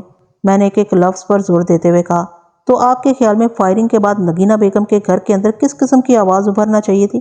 اس نے بلا کر مجھ ہی سے پوچھ لیا۔ میں نے نہایت ہی سادہ الفاظ میں وضاحت کر دی، اس گھر کے اندر 2 لیڈیز بھی موجود تھیں، نگینہ بیگم اور فوزیہ۔ میں نے گواہ کے چہرے پر نگاہ جماتے ہوئے کہا، یہ کیسے ممکن ہے کہ گھر کے اندر فائرنگ ہو اور اس پر عورتیں چیخیں نہیں؟ جب آپ نے فائرنگ کی آواز سنی اس کے فوراً بعد آپ کو ان دونوں میں سے کسی ایک کے چیخنے کی آواز تو ضرور سنائی دینی چاہیے تھی، مگر ایسا کچھ نہیں ہوا تھا۔ واقعی میں نے ان کے چیخنے کی آواز بالکل نہیں سنی۔ وہ حیرت سے آنکھیں پھیلاتے ہوئے بولا، ہوتا ہے بعض اوقات انسان کو قبل از وقت اور کبھی وقت گزرنے کے بعد بہت خیال آتا ہے۔ میں نے طنزی انداز میں کہا، ظفر صاحب اگر آپ نے جائے وقوع پر عورتوں کے چیخنے کی آواز نہیں سنی تو پریشان ہونے کی ضرورت نہیں۔ دیکھیں میں بھلا آپ کے انکشاف پر حیران یا پریشان ہوا ہوں۔ انکشاف؟ وہ متذبذب لہجے میں بولا، میں نے کون سا انکشاف کیا ہے؟ بھئی یہی کہ جب ملزم نگینہ بیگم کے گھر سے نکل کر اپنی گاڑی کی جانب بڑھ رہا تھا تو آپ نے اس کے ہاتھ میں سیاہ رنگت کی کوئی شے دیکھی تھی۔ پہلے آپ اسے پائپ کا کوئی ٹکڑا سمجھے۔ جب نگینہ بیگم نے آپ کو بتایا کہ گھر کے اندر رفیق شاہ کا قتل ہو گیا ہے تو آپ کو خیال آیا کہ ملزم کے ہاتھ میں پائپ کا ٹکڑا نہیں بلکہ کوئی آتشی ہتھیار مثلاً پستول یا ریوالور تھا۔ وہ ندامت امیز انداز میں نگاہ چرا کر ادھر ادھر دیکھنے لگا۔ اس کا واضح مطلب یہی تھا کہ پائپ یا ریوالور والی بات اس نے پولیس کے اعماء پر اپنے بیان میں شامل کی تھی۔ میں نے جرا کے سلسلے کو اختتام کی طرف لاتے ہوئے کہا، ظفر صاحب آپ نگینہ بیگم کے ساتھ جب گھر کے اندر گئے اور اپنے ڈرائنگ روم کے ایک صوفے پر رفیق شاہ کو مردہ حالت میں پڑے دیکھا تو کیا نگینہ کی بیٹی فوزیہ بھی آپ کو کہیں نظر آئی؟ جی ہاں، اس نے اس بات میں گردن ہلائی اور بولا، وہ بھی گھر کے اندر موجود تھی اور نگینہ بیگم کی طرح بے حد پریشان بھی۔ میں نے 2-4 مزید سوالات کر کے جرا ختم کر دی۔ عدالت کے مقررہ وقت کے ختم ہونے میں بھی آدھا گھنٹہ باقی تھا، تاہم اس تقاضا کا مزید کوئی گواہ سر دست دستیاب نہیں، لہٰذا جج نے اگلی تاریخ دے کر عدالت برخاست کر دی۔ میں نے اپنے کاغذات پر نگاہ دوڑاتے ہوئے کہا، جناب عالی میری معلومات کے مطابق نگینہ بیگم اور اس کی بیٹی فوزیہ کے سوا اس تقاضا کے باقی تمام گواہان بھگتائے جا چکے ہیں۔ چنانچہ معزز عدالت سے میری پرزور استدعا ہے کہ آئندہ پیشی پر مذکورہ دونوں گواہان کو نپٹانے کے احکامات صادر کیے جائیں تاکہ اس کیس کو جلد از جلد نتیجہ خیز بنایا جا سکے۔ That's all your owner. جج نے متعلقہ عدالتی عملے اور وکیل استغاثہ کو ہدایت کی کہ اگلی پیشی پر نگینہ بیگم اور اس کی صاحبزادی کو ضرور عدالت میں حاضر کیا جائے۔ آئندہ پیشی بڑی سنسنی خیز ثابت ہوئی تھی، بلکہ اس لیے بھی کہ اس دن کی عدالتی کارروائی نے اس کیس کو نتیجہ خیز بنا دیا تھا۔ فوزیہ اس روز پہلی مرتبہ عدالت آئی تھی۔ سب سے پہلے اسی کا بیان ہوا۔ جب فوزیہ کا بیان مکمل ہوا تو وکیل استغاثہ جرا کے لیے اس کے قریب چلا گیا۔ وہ 15-20 منٹ تک مختلف زاویوں سے سوالات کر کے عدالت کو یہ باور کروانے کی کوشش میں مصروف نظر آیا کہ ملزم اعجاز حسین بہت ہی غسیلہ شخص تھا اور وہ مقتول رفیق شاہ کو سخت ناپسند کرتا تھا وغیرہ وغیرہ۔ اپنی باری پر وٹنس باکس کے قریب پہنچا اور گواہ کی آنکھوں میں دیکھتے ہوئے کہا، مس فوزیہ میں آپ کے گھر کا مختصر سا خاکہ بیان کرتا ہوں، اگر میں کہیں غلطی کروں تو آپ مجھے ٹوک دیجیے گا۔ آپ کیوں غلطی کریں گے وکیل صاحب؟ وہ شاکی نظر سے مجھے دیکھتے ہوئے بولی، آپ تو وہاں آ چکے ہیں۔ میں اس کے شکوے کا سبب سمجھ گیا۔ وہ اس امر پر مجھ سے خفا دکھائی دیتی تھی کہ اس رات میں نے اپنا مقصد حاصل کرنے کے لیے موجودہ کیس میں اپنی حیثیت کو چھپا کر اسے ہلکا سا بے وقوف بنایا تھا۔ بہرحال میں نے اس موقع پر اس کی خفگی یا شکایت کو دور کرنے کی ضرورت محسوس نہیں کی۔ وہ ٹھہرے ہوئے لہجے میں کہا، میں یقیناً آپ کے گھر میں آ چکا ہوں، مگر یہ عدالت ہے، فیصلہ اس کیس کا چونکہ عدالت نے کرنا ہے، لہٰذا اس تفصیل کو دہرانا اور آپ سے تصدیق کروانا بہت ضروری ہے۔ وہ منتظر نظر سے مجھے دیکھتی چلی گئی۔ میں نے بولنا شروع کیا، فوزیہ صاحبہ آپ کا گھر لگ بھگ 130 گز کے پلاٹ پر بنا ہوا ہے۔ داخلی دروازے سے اندر آئیں تو 5 فٹ کی ایک راہداری میں قدم پڑتا ہے جس کے دائیں سرے پر ایک کامن واش روم بنا ہوا ہے۔ سامنے پہلو بہ پہلو 2 دروازے نظر آتے ہیں۔ دائیں جانب آپ کی والدہ کے بیڈ روم کا دروازہ ہے اور بائیں طرف ڈرائنگ روم کا دروازہ ہے۔ ڈرائنگ روم کی ایک کھڑکی بیرونی راہداری میں کھلتی ہے اور دوسری نگینہ بیگم کے بیڈ روم میں۔ ڈرائنگ روم کا دوسرا دروازہ عقبی جانب صحن میں کھلتا ہے۔ کیا میں صحیح کہہ رہا ہوں؟ جی ہاں، اس نے اس بات میں گردن ہلائی۔ نگینہ بیگم کے بیڈ روم سے ایک دروازہ آپ کے بیڈ روم میں اور دوسرا صحن میں واہ ہوتا ہے۔ آپ کے بیڈ روم کے اختتام پر کچن بنا ہوا ہے۔ آپ کے بیڈ روم کی ایک کھڑکی اور ایک دروازہ صحن میں کھلتا ہے۔ صحن اگرچہ زیادہ بڑا نہیں، لیکن بہرحال وہ صحن ہے جہاں 7 کرسیاں ڈال کر بڑے آرام سے بات چیت کی جا سکتی ہے۔ آپ کے گھر کی بناوٹ دوسرے گھروں سے کافی مختلف ہے نا؟ آپ بالکل ٹھیک کہہ رہے ہیں، اس نے تصدیقی انداز میں کہا۔ مس فوزیہ جس وقت رفیق شاہ کا قتل ہوا آپ کہاں تھیں؟ میں نے گواہ سے پوچھا۔ میں اپنے بیڈ روم میں تھی۔ اور آپ کی والدہ؟ وہ اعجاز صاحب کے ساتھ صحن میں بیٹھی باتیں کر رہی تھیں۔ آپ کے بیڈ روم کا ایک دروازہ صحن کی طرف کھلتا ہے، میں نے کہا۔ آپ کو نگینہ بیگم اور اعجاز حسین صحن میں بیٹھے نظر آ رہے تھے؟ جی نہیں، میں نے کھڑکی اور بیڈ روم کا دروازہ بند کر رکھا تھا۔ آپ کو کیسے پتا چلا کہ رفیق شاہ کو کسی نے قتل کر دیا ہے؟ مجھے یہ بات امی نے بتائی تھی۔ آپ کے کمرے میں آ کر؟ نہیں، اس نے نفی میں گردن ہلائی اور بولی، فائرنگ کی آواز سن کر میں اپنے کمرے سے نکلی تھی۔ صحن میں امی سے ملاقات ہوگی، انہوں نے مجھے بتایا کہ رفیق شاہ قتل ہو گیا۔ پھر میں نے امی کے ساتھ ڈرائنگ روم میں جا کر اس کی لاش بھی دیکھ لی۔ ایک بات بتائیں فوزیہ صاحبہ، میں نے اس کی آنکھوں میں دیکھتے ہوئے سوال کیا، فائرنگ کی آواز سن کر آپ کی چیخ وغیرہ کیوں نہیں نکلی تھی؟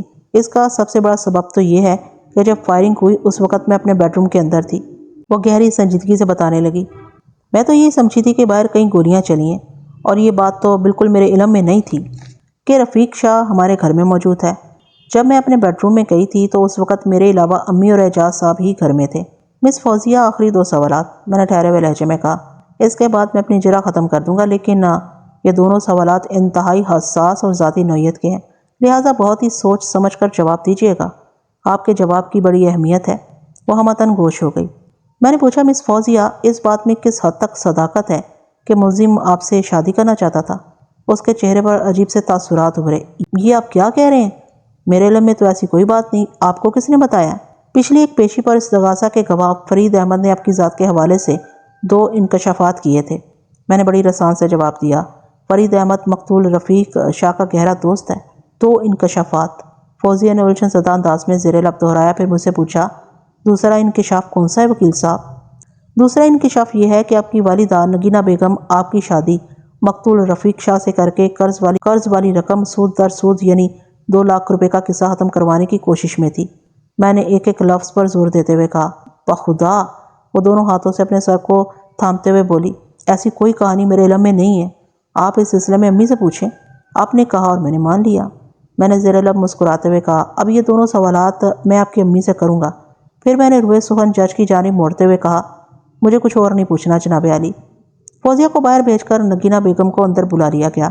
عدالت کے کمرے میں ایک وقت میں صرف ایک گواہ کو پیش کیا جاتا ہے تاکہ اس کے بیان اور بعد ازاں اور اس پر ہونے والی جرح سے دوسرے گواہ کی شہادت متاثر نہ ہو۔ مثلاً ابھی فوزیہ کے ساتھ جو سوال و جواب کیے گئے تھے ان سے نگینہ بیگم مطلق بے خبر تھی۔ وکیل استغاثہ نے نگینہ بیگم کو فارغ کیا تو میں جج کی اجازت حاصل کر کے وٹنس باکس کے قریب پہنچ گیا۔ نگینہ بیگم کی عمر 45 سال کے آس پاس تھی، لیکن اس نے خود کو بہت سنبھال کر رکھا ہوا تھا۔ وہ ایک جوان بیٹی کی ماں تھی اور خود بھی جوان ہی نظر آتی تھی۔ میں گواہوں والے کٹہرے کے پاس پہنچا تو وہ میری جانب دیکھ کر طنزیہ مسکرائی۔ میں اس کی مسکراہٹ کا مطلب تو بخوبی جانتا تھا، مگر میں نے اس پر کوئی رد عمل ظاہر کرنا مناسب نہ جانا، اپنے کام میں مصروف ہو گیا۔ نگینہ بیگم، کیا یہ بات درست ہے کہ آپ نے مقتول رفیق شاہ سے کچھ رقم ادھار لے رکھی تھی؟ میں نے مکان کی خریداری کے لیے اسے 50,000 روپے قرض لیا تھا، لیکن اپنی موت سے چند لمحے پہلے تک تو وہ آپ سے 2 لاکھ روپے کا طلبگار تھا۔ میں نے تیکھے لہجے میں کہا، اس نے 50,000 کی اصل رقم میں سود شامل کر کے 2 لاکھ بنا دیے تھے، اور برا سا منہ بناتے ہوئے بولی، اتنا زیادہ سود؟ میں نے حیرت سے آنکھیں پھیلائی۔ آپ نے مقتول سے کتنا عرصہ پہلے سود پر رقم لی تھی؟ یہی کوئی 2 سال پہلے، اس نے جواب دیا۔ اللہ ان سود خوروں کو غارت کرے، رائی کا پہاڑ بنا دیتے ہیں۔ میں تو یہ کہنے میں حق باجانب ہوں گا کہ، میں نے ڈرامائی انداز میں کہا، اللہ نے آپ کی سن لی؟ جی، میں کچھ سمجھی نہیں۔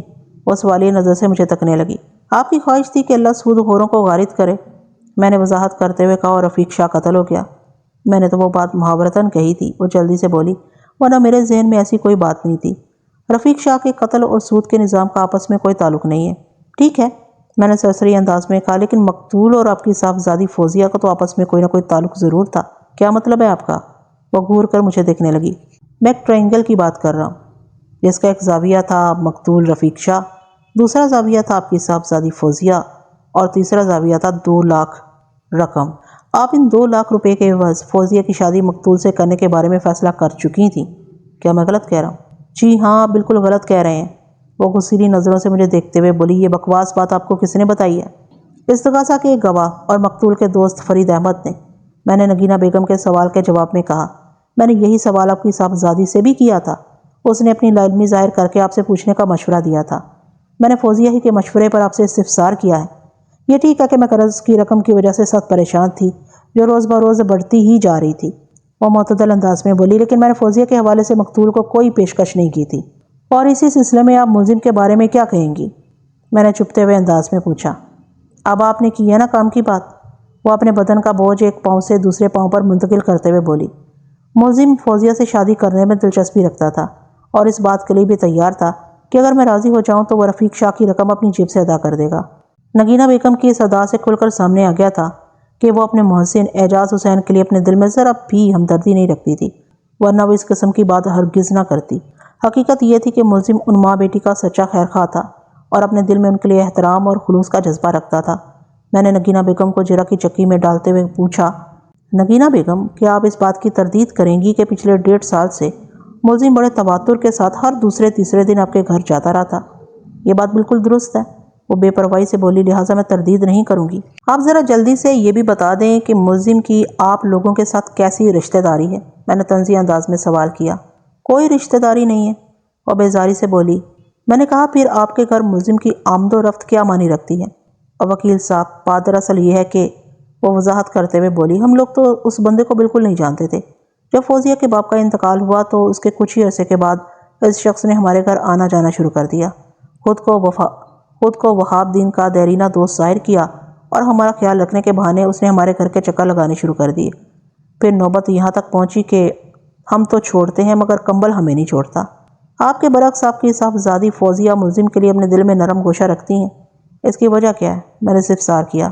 فوزیہ نادان اور بیوقوف ہے، لوگوں کے مکر و فریب اور چھل بازیوں کو نہیں سمجھ پاتی، وہ پرخیال انداز میں بولی، پھر مجھ پر چوٹ کی۔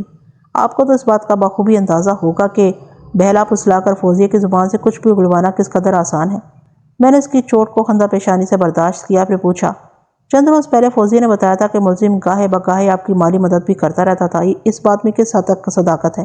صرف اس حد تک کہ یہ بات درست ہے، میں نے ملزم کے اصرار پر چند روپے رکھ لیے تھے، وہ ٹھہرے ہوئے لہجے میں بولی۔ اس وقت مجھے پیسوں کی اشد ضرورت تھی، لیکن اب میں سوچتی ہوں کہ یہی میری غلطی تھی۔ اس شخص نے 2-3 بار 2-4 ہزار دے کر یہ سوچنا شروع کر دیا کہ میں اس کی بات ماننے لگوں گی۔ یہ اپنی پلاننگ کے ساتھ ساتھ رفتہ رفتہ آگے بڑھ رہا تھا۔ بالآخر ایک روز یہ کھل کر سامنے آ گیا اور اس نے واضح الفاظ میں مجھ سے کہا تھا کہ اگر میں فوزیہ کی شادی اسے کر دوں تو وہ میرا سارا قرض ادا کر دے گا۔ کیا فوزیہ ملزم کی اس خواہش سے آگاہ تھی؟ میرا خیال ہے نہیں، وہ بڑے وثوق سے بولی۔ میں نے کبھی فوزیہ سے اس موضوع پر بات نہیں کی تھی۔ ملزم نے کب آپ سے اپنی خواہش کا اظہار کیا تھا؟ وقوعہ سے 1 ماہ پہلے۔ آپ نے اسے کیا جواب دیا تھا؟ میں نے صاف انکار کر دیا تھا۔ اس کے باوجود بھی آپ کے گھر میں اس کی آمد و شد جاری تھی؟ میں نے پوچھا۔ میں اسے 2 ٹوک منع نہیں کر سکتی تھی۔ کیوں منع نہیں کر سکتی تھی؟ میں نے زور دے کر پوچھا۔ یہ شخص ایک معاملے میں میری ڈھال بنا ہوا تھا۔ کس معاملے میں؟ میں نے سرسراتے ہوئے لہجے میں پوچھا۔ کہیں آپ کا اشارہ مقتول رفیق شاہ کی طرف تو نہیں؟ آپ کا اندازہ بالکل درست ہے، وہ اس بات میں سر ہلاتے ہوئے بولی۔ مقتول جب بھی رقم کا تقاضا کرنے آتا تھا تو ملزم اسے ڈرا دھمکا کر واپس بھیج دیا کرتا تھا۔ ڈرا دھمکا کر یا سمجھا بجھا کر؟ میں نے استفسار کیا۔ جو لوگ سود کا کاروبار کرتے ہیں وہ لوگوں کے سمجھانے بجھانے میں نہیں آتے، وہ ایک گہری سانس خارج کرتے ہوئے بولی۔ یہ لوگ اپنا پیسہ وصول کرنے کے 101 گر جانتے ہیں، انہیں بس کسی خطرناک دھمکی سے روکا جا سکتا ہے۔ کیا یہ سچ ہے کہ ملزم نے مقتول کو خطرناک نتائج کی دھمکی دی تھی؟ میں نے پوچھا۔ مقتول کے دوست اور استغاثہ کے گواہ فرید احمد کا دعویٰ ہے کہ ملزم نے مقتول کو قتل کی دھمکی بھی دی تھی۔ گواہ کا دعویٰ بالکل درست ہے، وہ تائیدی انداز میں گردن ہلاتے ہوئے بولی۔ کئی بار میرے سامنے بھی ان دونوں میں شدید نوعیت کی تلخ کلامی ہوئی تھی اور ملزم نے مقتول کو دھمکی دی تھی کہ اگر وہ اپنے قرض کو بھولنے کی کوشش نہیں کرے گا تو اس کی جان کی ضمانت نہیں دی جا سکتی۔ ملزم یہ سب کچھ آپ ماں بیٹی کی خاطر ہی تو کر رہا تھا، وہ جو کچھ بھی کر رہا تھا غلط تھا، وہ صفاقی سے بولی، اور نتیجہ آپ کے سامنے ہے۔ تو آپ یہ کہنا چاہتی ہیں کہ ملزم نے بالآخر اپنی دھمکی کو عملی جامہ پہنا دیا تھا؟ میں نے ایک لفظ پر زور دیتے ہوئے کہا۔ میں کیا کہوں گی؟ حقیقت عدالت کے سامنے ہے، وہ اس کیس سے لا تعلقی کا اظہار کرتے ہوئے بولی۔ میں نے کوئی تھوڑی ملزم سے کہا تھا کہ وہ مقتول کو ایسی خطرناک اور جان لیوا دھمکیاں دے، جو کیا ہے اب اسے بھگتنا تو پڑے گا نا۔ وہ سیدھا سیدھا میرے موکل اعجاز حسین کو رفیق شاہ کا قاتل ٹھہرا رہی تھی۔ اس کی حرکت سے میرے ذہن میں یہ خیال ابھرا کہ کہیں وہ کوئی بہت بڑی حقیقت چھپانے کے لیے تو اعجاز حسین کو قربانی کا بکرا نہیں بنا رہی۔ اس خیال کے آتے ہی میں نے اسے جرہ کی چکی میں پیس ڈالا۔ نگینہ بیگم، عدالت جاننا چاہتی ہے کہ 8 نومبر کی رات 9 اور 10 بجے کے درمیان آپ کے گھر میں کیا واقعہ پیش آیا تھا؟ میں نے قدرے جرحانہ انداز میں سوال کیا۔ میں وقوعہ کی رات کا ذکر کر رہا ہوں۔ میں اچھی طرح سمجھ رہی ہوں، وہ ٹھہرے ہوئے لہجے میں بولی، پھر مجھے تفصیلات سے آگاہ کرنے لگی۔ میں اور ملزم گھر کے صحن میں بیٹھے تھے، فوزی اپنے کمرے میں تھی۔ اسی وقت مقتول آ گیا۔ میں نے رفیق شاہ کو ڈرائنگ روم میں بٹھایا اور خود صحن میں آ گئی۔ ملزم نے مجھ سے پوچھا، کون آیا؟ میں نے جواب دیا، رفیق شاہ۔ ملزم نے کہا، اس کا روز روز کا آنا بند کرنا ہی پڑے گا، اس نے کیا تماشا لگا رکھا ہے، شاید یہ سود خور مجھے جانتا نہیں۔ میں نے ملزم سے کہا، تیش میں آنے کی ضرورت نہیں، میں خود اس سے بات کرتی ہوں۔ یہ کہہ کر میں نے چائے کے خالی کپ اٹھائے اور کچن کی جانب بڑھ گئی۔ تھوڑی دیر پہلے میں نے اور ملزم نے اس کپ میں چائے پی تھی۔ میں نے یہی سوچا تھا کہ چائے کے جھوٹے برتن کچن میں رکھ کر میں رفیق شاہ کے پاس جاؤں گی اور اسے منت کروں گی کہ اس وقت چلا جائے۔ میں نے تھوڑی دیر پہلے ملزم کے جو غضبناک تیور دیکھے تھے ان کی روشنی میں مقتول کو فوراً وہاں سے چلے جانا چاہیے تھا، لیکن میں اپنی سوچ پر عمل نہ کر سکی۔ میں کچن میں پہنچی ہی تھی کہ فضا فائرنگ کی آواز سے گونج اٹھی۔ فوری طور پر میرے ذہن میں یہی خیال آیا کہ ملزم نے رفیق شاہ کو قتل کر دیا۔ آپ کے ذہن میں یہ خیال کس بنا پر آیا تھا؟ میں نے تیز لہجے میں پوچھا۔ میں نے بتایا تو ہے، وہ تھوک نکلتے ہوئے بولی۔ تھوڑی دیر پہلے ملزم نے مقتول کے لیے بڑے خطرناک عزائم کا اظہار کیا تھا۔ فائرنگ کی آواز سن کر آپ کی کوئی چیخ وغیرہ بھی خارج ہوئی تھی؟ نہیں، وہ متذبذب انداز میں مجھے دیکھنے لگی۔ میں نے پوچھا کیوں؟ شاید میں بہت زیادہ گھبرا گئی تھی۔ اس گھبراہٹ میں آپ نے کیا کیا؟ میں نے استفسار کیا۔ میں کچن سے باہر نکلی تو ملزم صحن میں موجود نہیں تھا۔ وہ وضاحت کرتے ہوئے بولی۔ اس سے میرے شک و تقویت پہنچی کہ یہ فائرنگ ملزم ہی نے کی ہوگی۔ میں بھاگتے ہوئے ڈرائنگ روم میں پہنچی اور اسی وقت میں نے ملزم کو ڈرائنگ روم کے دروازے سے باہر نکلتے ہوئے دیکھا۔ اس کے ایک ہاتھ میں ریوالور بھی تھا۔ ایک منٹ، میں نے قطع کلامی کرتے ہوئے کہا۔ ڈرائنگ روم کے 3 دروازے ہیں، آپ نے کون سے دروازے سے ملزم کو نکلتے ہوئے دیکھا تھا؟ باہر والے دروازے سے، وہ جلدی سے بولی۔ یعنی وہ دروازہ جو داخلی دروازے کے بالکل سامنے پڑتا ہے؟ میں نے تصدیق طلب نظر سے اس کی جانب دیکھا۔ جی ہاں، اس نے اس بات میں گردن ہلائی۔ ڈرائنگ روم میں مہمانوں کی آمد و رفت اسی دروازے سے ہوتی ہے، جبکہ میں نے چور کے پاؤں باندھنے کی کوشش کرتے ہوئے کہا ڈرائنگ روم کا دوسرا دروازہ آپ کے بیڈ روم میں کھلتا ہے اور تیسرا دروازہ عقبی جانب صحن میں۔ جی ہاں، اس نے متصل سا جواب دیا۔ میں نے پوچھا تو جب آپ نے ملزم کو ڈرائنگ روم کے بیرونی دروازے سے نکلتے ہوئے دیکھا اس کے ہاتھ میں آپ کو ایک ریوالور بھی نظر آیا تھا؟ جی ہاں بالکل، اور بڑے وثوق سے بولی۔ آپ نے ملزم سے فائرنگ کے بارے میں کوئی سوال نہیں کیا تھا؟ میں نے ملزم سے پوچھا تھا کہ یہ فائرنگ کی آواز کیسی تھی؟ پھر اس نے کیا جواب دیا؟ اس نے کوئی واضح جواب نہیں دیا تھا۔ وہ ایکیوزڈ باکس میں کھڑے ملزم کی جانب اشارہ کرتے ہوئے بولی، بلکہ یہ الٹا مجھے جھڑک کر گھر سے باہر نکل گیا تھا۔ آپ نے ملزم کا تعاقب کرنے کی کوشش نہیں کی تھی؟ نہیں، وہ نفی میں گردن جھٹکتے ہوئے بولی۔ اس وقت میں بہت پریشان تھی۔ میں ملزم کا پیچھا کرنے کی بجائے ڈرائنگ روم میں داخل ہو گئی اور میں نے صوفے پر رفیق شاہ کو مردہ حالت میں دیکھا۔ اس کی کھوپڑی میں سے خون ابل رہا تھا اور وہ بیٹھے بیٹھے ایک جانب لڑک سا گیا تھا۔ نگینہ بیگم کا بیان ملزم کو پھانسی کے پھندے تک لے جانے کے لیے کافی تھا، لیکن میں اتنی آسانی سے ہار ماننے والا نہیں تھا۔ میں نے پچھلے 3-4 ماہ جو جان توڑ محنت کی تھی وہ رائے گاہ چلی جائے، یہ مجھے کسی بھی قیمت پر منظور نہیں تھا۔ نگینہ بیگم، میں نے استغاثہ کی سب سے اہم گواہ کی آنکھوں میں دیکھتے ہوئے کہا، آپ مقتول کو دیکھنے کے لیے ڈرائنگ روم کے کون سے دروازے سے اندر داخل ہوئی تھی جسے ملزم کو نکلتے ہوئے دیکھا تھا؟ یعنی وہ دروازہ جس کے عین سامنے صوفہ سیٹ رکھا ہوا ہے؟ میں نے گہری سنجیدگی سے استفسار کیا۔ اور اسی صوفہ سیٹ پر مقتول کو آپ نے بٹھایا تھا؟ آپ بالکل ٹھیک کہہ رہے ہیں۔ کیا آپ کو مقتول رفیق شاہ کی لاش بھی اسی صوفے پر پڑی نظر آئی جہاں تھوڑی دیر پہلے آپ اسے بٹھا کر گئی تھیں؟ اس نے اس بات میں جواب دیا۔ میں نے گھیرا تنگ کرتے ہوئے پوچھا، نگینہ بیگم، ڈرائنگ روم کا عقبی جانب صحن میں کھلنے والا دروازہ تو پہلے ہی سے بند تھا، آپ اپنے بیڈ روم کی جانب کھلنے والے دروازے کے بارے میں کیا کہتی ہیں؟ وہ بند تھا، وہ بڑے وثوق سے بولی۔ میں نے جب مقتول کو ڈرائنگ روم میں بٹھایا تو اندرونی دروازہ بند کر کے آئی تھی۔ فائرنگ کی آواز سن کر جب آپ ڈرائنگ روم کی جانب لپکی تھیں تب بھی وہ دروازہ بند ہی تھا؟ جی ہاں، اس نے اس بات میں گردن ہلائی۔ دیٹس آل یور آنر، میں نے جج کی جانب مڑتے ہوئے گہری سانس خارج کی۔ مجھے گواہ سے اور کچھ نہیں پوچھنا، میں نے رفیق شاہ کے قاتل کو ڈھونڈ لیا ہے۔ وکیل استغاثہ سمیت عدالت میں موجود ہر شخص کو جیسے سانپ سونگھ گیا۔ جج نے اینک کے اوپر سے مجھے گھور کر دیکھا اور گہری سنجیدگی سے استفسار کیا، بیگ صاحب یہ آپ کیا کہہ رہے ہیں؟ آپ کی نظر میں رفیق شاہ کو کس نے قتل کیا ہے؟ یا تو نگینہ بیگم اصل قاتل کی جانب سے توجہ ہٹانے کے لیے مسلسل دروغ گوئی سے کام لے رہی ہیں، یا پھر نگینہ بیگم ہی رفیق شاہ کی قاتل ہیں۔ یہ آپ کیا بکواس کر رہے ہیں؟ نگینہ بیگم نے غصیلے انداز میں پوچھا۔ وکیل استغاثہ نے نعرہ احتجاج بلند کیا۔ Objection your owner. عدالت کے کمرے میں موجود لوگوں میں بھی چمگوئیاں ہونے لگیں۔ دیکھتے ہی دیکھتے سنجیدہ ماحول مچھلی مارکیٹ کا منظر پیش کرنے لگا۔ آرڈر آرڈر، جج نے بآواز بلند مخصوص لہجے میں پکارا۔ عدالت کے کمرے میں دوبارہ پہلے جیسی خاموشی اور سنجیدگی نظر آنے لگی۔ جج نے مجھ سے مخاطب ہوتے ہوئے پوچھا، بیگ صاحب کیا آپ اپنے اس دعوے کو ثابت کر سکتے ہیں؟ جناب عالی، میں نے مؤدبانہ لہجے میں کہا، اب تک کی عدالت کی کارروائی میں موقع بہ موقع میں نے جو پوائنٹس اٹھائے ہیں وہ میرے موقف کی بے گناہی کو ثابت کرنے کے لیے کافی ہیں۔ اگر معزز عدالت کی اجازت ہو تو میں ان پوائنٹس کو اجاگر کر کے نگینہ بیگم کے حوالے سے اپنے دعوے کو سچا ثابت کر سکتا ہوں۔ اجازت ہے؟ جج نے کھنکار کر گلا صاف کرتے ہوئے کہا۔ میں نے تشکرانہ انداز میں جج کی جانب دیکھا، پھر اپنے موقف کے حق میں دلائل دیتے ہوئے کہا، جناب عالی، پوسٹ مارٹم کے مطابق رفیق شاہ کا قتل 8 نومبر کی رات 9 اور 10 بجے کے درمیان ہوا تھا، اور پولیس کا پیش کردہ چالان اس امر کا گواہ ہے کہ ملزم کو نصف شب کے قریب اس کے گھر واقع فیڈرل بی ایریا سے گرفتار کیا گیا تھا۔ پولیس نے ملزم کے پڑوسیوں کی موجودگی میں ملزم کی گاڑی کے ڈیش بورڈ میں سے آلہ قتل یعنی .32 کیلیبر کا ریوالور برآمد کیا تھا۔ اگر میرے موکل نے رفیق شاہ کو قتل کیا ہوتا تو ایک قاتل کی نفسیات کے مطابق سب سے پہلے اسے آلہ قتل کو ٹھکانے لگا دینا چاہیے تھا، کیونکہ نگینہ بیگم اور ظفر علی کے مطابق وہ دونوں ملزم کے ہاتھ میں ریوالور دیکھ چکے تھے۔ اس صورتحال میں ملزم مذکورہ ریوالور کو کبھی بھی اپنی گاڑی کے ڈیش بورڈ میں نہ چھوڑتا۔ اس سے یہ بات ثابت ہوتی ہے کہ ملزم کی لا علمی میں اس کے ریوالور کو استعمال کر کے رفیق شاہ کو قتل کیا گیا تھا۔ اب میں نگینہ بیگم کی چالاکی اور دروغ گوئی کی طرف آتا ہوں۔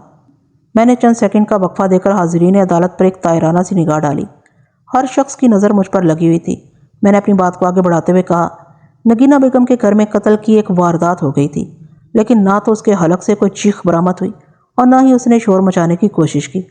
ملزم کے بیان کے مطابق فائرنگ کے بعد ان کی ملاقات نگینہ بیگم کے بیڈ روم میں ہوئی تھی اور نگینہ بیگم نے ملزم کو بتایا تھا کہ کسی نے ٹرنک روم میں رفیق شاہ کو قتل کر دیا، لہٰذا وہ فوراً چاہے وقوع سے غائب ہو جائے۔ ملزم نے نگینہ بیگم کا مشورہ مان لیا تھا، جبکہ نگینہ بیگم نے ابھی تھوڑی دیر پہلے معزز عدالت کے روبرو بتایا ہے کہ فائرنگ کے بعد ان کی ملاقات ٹرنک روم کے بیرونی دروازے پر ہوئی تھی اور ملزم اسے ڈانٹ کر فرار ہو گیا تھا۔ اب میں ایک بار پھر پوسٹ مارٹم کی رپورٹ کا ذکر کروں گا، میں نے گہری سانس خارج کرتے ہوئے کہا۔ اس رپورٹ کے مطابق مقتول کے جسم پر 2 فائر کیے گئے تھے۔ ایک گولی اس کی گردن میں دھنس گئی تھی اور دوسری نے اس کی کھوپڑی کو ہوادار بنا دیا تھا۔ پوسٹ مارٹم رپورٹ اور انکوائری آفیسر سمر کی تصدیق کرتے ہیں کہ مقتول کی گردن اور کھوپڑی کے بائیں یعنی لیفٹ حصے کو نشانہ بنایا گیا تھا، جبکہ نگینہ بیگم نے ملزم کو ڈرائنگ روم کے سامنے والے دروازے سے نکلتے ہوئے دیکھا تھا۔ تو اسے کیا ثابت ہوتا ہے؟ وکیل استغاثہ نے جرحانہ انداز میں پوچھا۔ میرے فاضل دوست، میں نے ہونٹوں پر زہریلی مسکراہٹ سجاتے ہوئے جواب دیا، اس سے یہ ثابت ہوتا ہے کہ رفیق شاہ کو میرے موکل نے قتل نہیں کیا۔ وہ کیسے؟ اس نے الجھن زدہ نظروں سے مجھے دیکھا، ذرا وضاحت کریں۔ میرے فاضل دوست، میں نے وکیل استغاثہ کی جانب دیکھتے ہوئے کہا، نگینہ بیگم معزز عدالت کے روبرو اس حقیقت کا اقرار کر چکی ہے کہ جب اس نے ملزم کو ڈرائنگ روم کے سامنے والے دروازے سے فرار ہوتے دیکھا تو اس وقت ڈرائنگ روم کے باقی دونوں دروازے بند تھے۔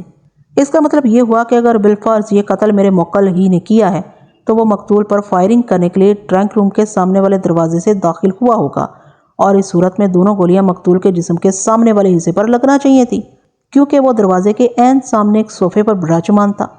میں نے تھوڑی دیر رک کر بڑی معنی خیز نظر سے وٹنس باکس میں کھڑی نگینہ بیگم کی طرف دیکھا، پھر اپنے دلائل کو مؤخر کرتے ہوئے کہا، جناب عالی، جس صوفے پر رفیق شاہ کا قتل ہوا وہاں سے مقتول کی بائیں جانب ڈرائنگ روم کی ایک کھڑکی ہے جو دوسری طرف نگینہ بیگم کے بیڈ روم میں کھلتی ہے۔ یقیناً مقتول پر فائرنگ اسی کھڑکی میں سے کی گئی تھی۔ اب یہ تو نگینہ بیگم ہی بتا سکتی ہے کہ اس نے خود رفیق شاہ کو قتل کیا ہے یا میں نے کسی کو قتل نہیں کیا۔ میری بات مکمل ہونے سے پہلے ہی نگینہ بیگم کی سراسیمہ چھچھراتی ہوئی آواز عدالت کے کمرے میں بلند ہوئی۔ میں نے پلٹ کر وٹنس باکس کی طرف دیکھا۔ نگینہ بیگم کا حوصلہ جواب دے چکا تھا۔ خوف کی شدت سے اس کا چہرہ پیلا پڑ گیا تھا، آنکھیں حیرت اور ڈر سے پھٹی جا رہی تھیں۔ وہ کٹہرے کی ریلنگ کو تھام کر خود کو بچانے کی ناکام کوشش کر رہی تھی۔ جج نے کڑکدار آواز میں پوچھا، نگینہ بیگم، رفیق شاہ کو اگر تم نے قتل نہیں کیا تو پھر اس کا قاتل کون ہے؟ میں بے گناہ ہوں، بے قصور ہوں۔ وہ ریلنگ کو تھامتے تھامتے نیچے بیٹھنے لگی۔ وہ دراصل آئندہ پیشی پر عدالت نے میرے موکل کو باعزت بری کر دیا۔ پچھلی پیشی کا وائنڈ اپ نگینہ بیگم کے اس کانپتے لرزتے جملے پر ہوا تھا۔ وہ دراصل مورا سے مراد نامی ایک شخص تھی۔ جج نے صورتحال کی نزاکت کے پیش نظر پولیس کو حکم دیا تھا کہ وہ نگینہ بیگم کو شامل تفتیش کر کے جلد از جلد اس کیس کا نیا چالان پیش کرے۔ عدالت کا نئے چالان کے لیے احکامات صادر کرنے کا واضح مطلب یہی تھا کہ ملزم اعجاز حسین کو عدالت نے بے گناہ مان لیا تھا۔ نگینہ بیگم کی ہمت اور حوصلے کو تو میری جرح کی چکی نے پیس کر صفوف کی شکل دے دی تھی۔ پولیس کو لہٰذا اس پر زیادہ محنت نہیں کرنی پڑی۔ اس نے مراد کے قاتل اور خود کے شریک جرم ہونے کا اقرار کر لیا۔ نگینہ بیگم کی نشاندہی پر پولیس نے چھاپا مار کر مراد کو گلشن اقبال سے گرفتار کر لیا۔ مراد کو رفیق شاہ کے قاتل کی حیثیت سے فٹ کرنے کے لیے نگینہ بیگم کا اقبالی بیان ہی کافی تھا۔ بہرحال پولیس نے مراد کی زبان کا قفل بھی کھول دیا تھا۔ مراد نامی وہ شخص دراصل ایک پراپرٹی ایجنٹ تھا۔ اس کے علاوہ وہ سود پر پیسہ دینے کا کاروبار بھی کرتا تھا۔ مراد کی مالی حالت بہت مضبوط تھی اور اتفاق سے وہ نگینہ بیگم پر مر مٹا تھا۔ اتفاق در اتفاق یہ کہ رفیق شاہ کسی زمانے میں مراد کا پارٹنر ہوا کرتا تھا اور اس کا ایک فراڈ پکڑنے کے بعد مراد نے اسے خود سے الگ کر دیا تھا۔